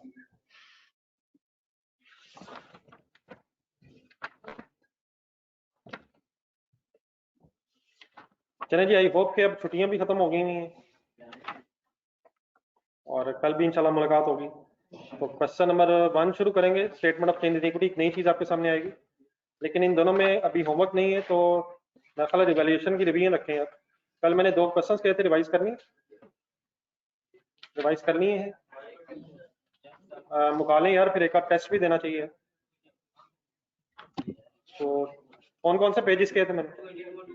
282 287, चले वही फाइनल करें फिर अगर नहीं किए। खास तौर पे 282 वाला सही तरह जरा, जिसमें वो स्केड्यूल वगैरह भी बने, दें आज टाइम। पेज नंबर 282 लिखें जी, जो हजरात मेरे गुस्से से देख रहे हैं कि कल मैंने उन्हें क्यों नहीं बताया। तो पेज नंबर 282 और पेज नंबर 287 पे 2 क्वेश्चंस हुए थे, इनको काइंडली डिवाइस करें। कल फिर मैंने नए क्वेश्चंस देने होमवर्क के लिए। ठीक है, अल्लाह हाफिज।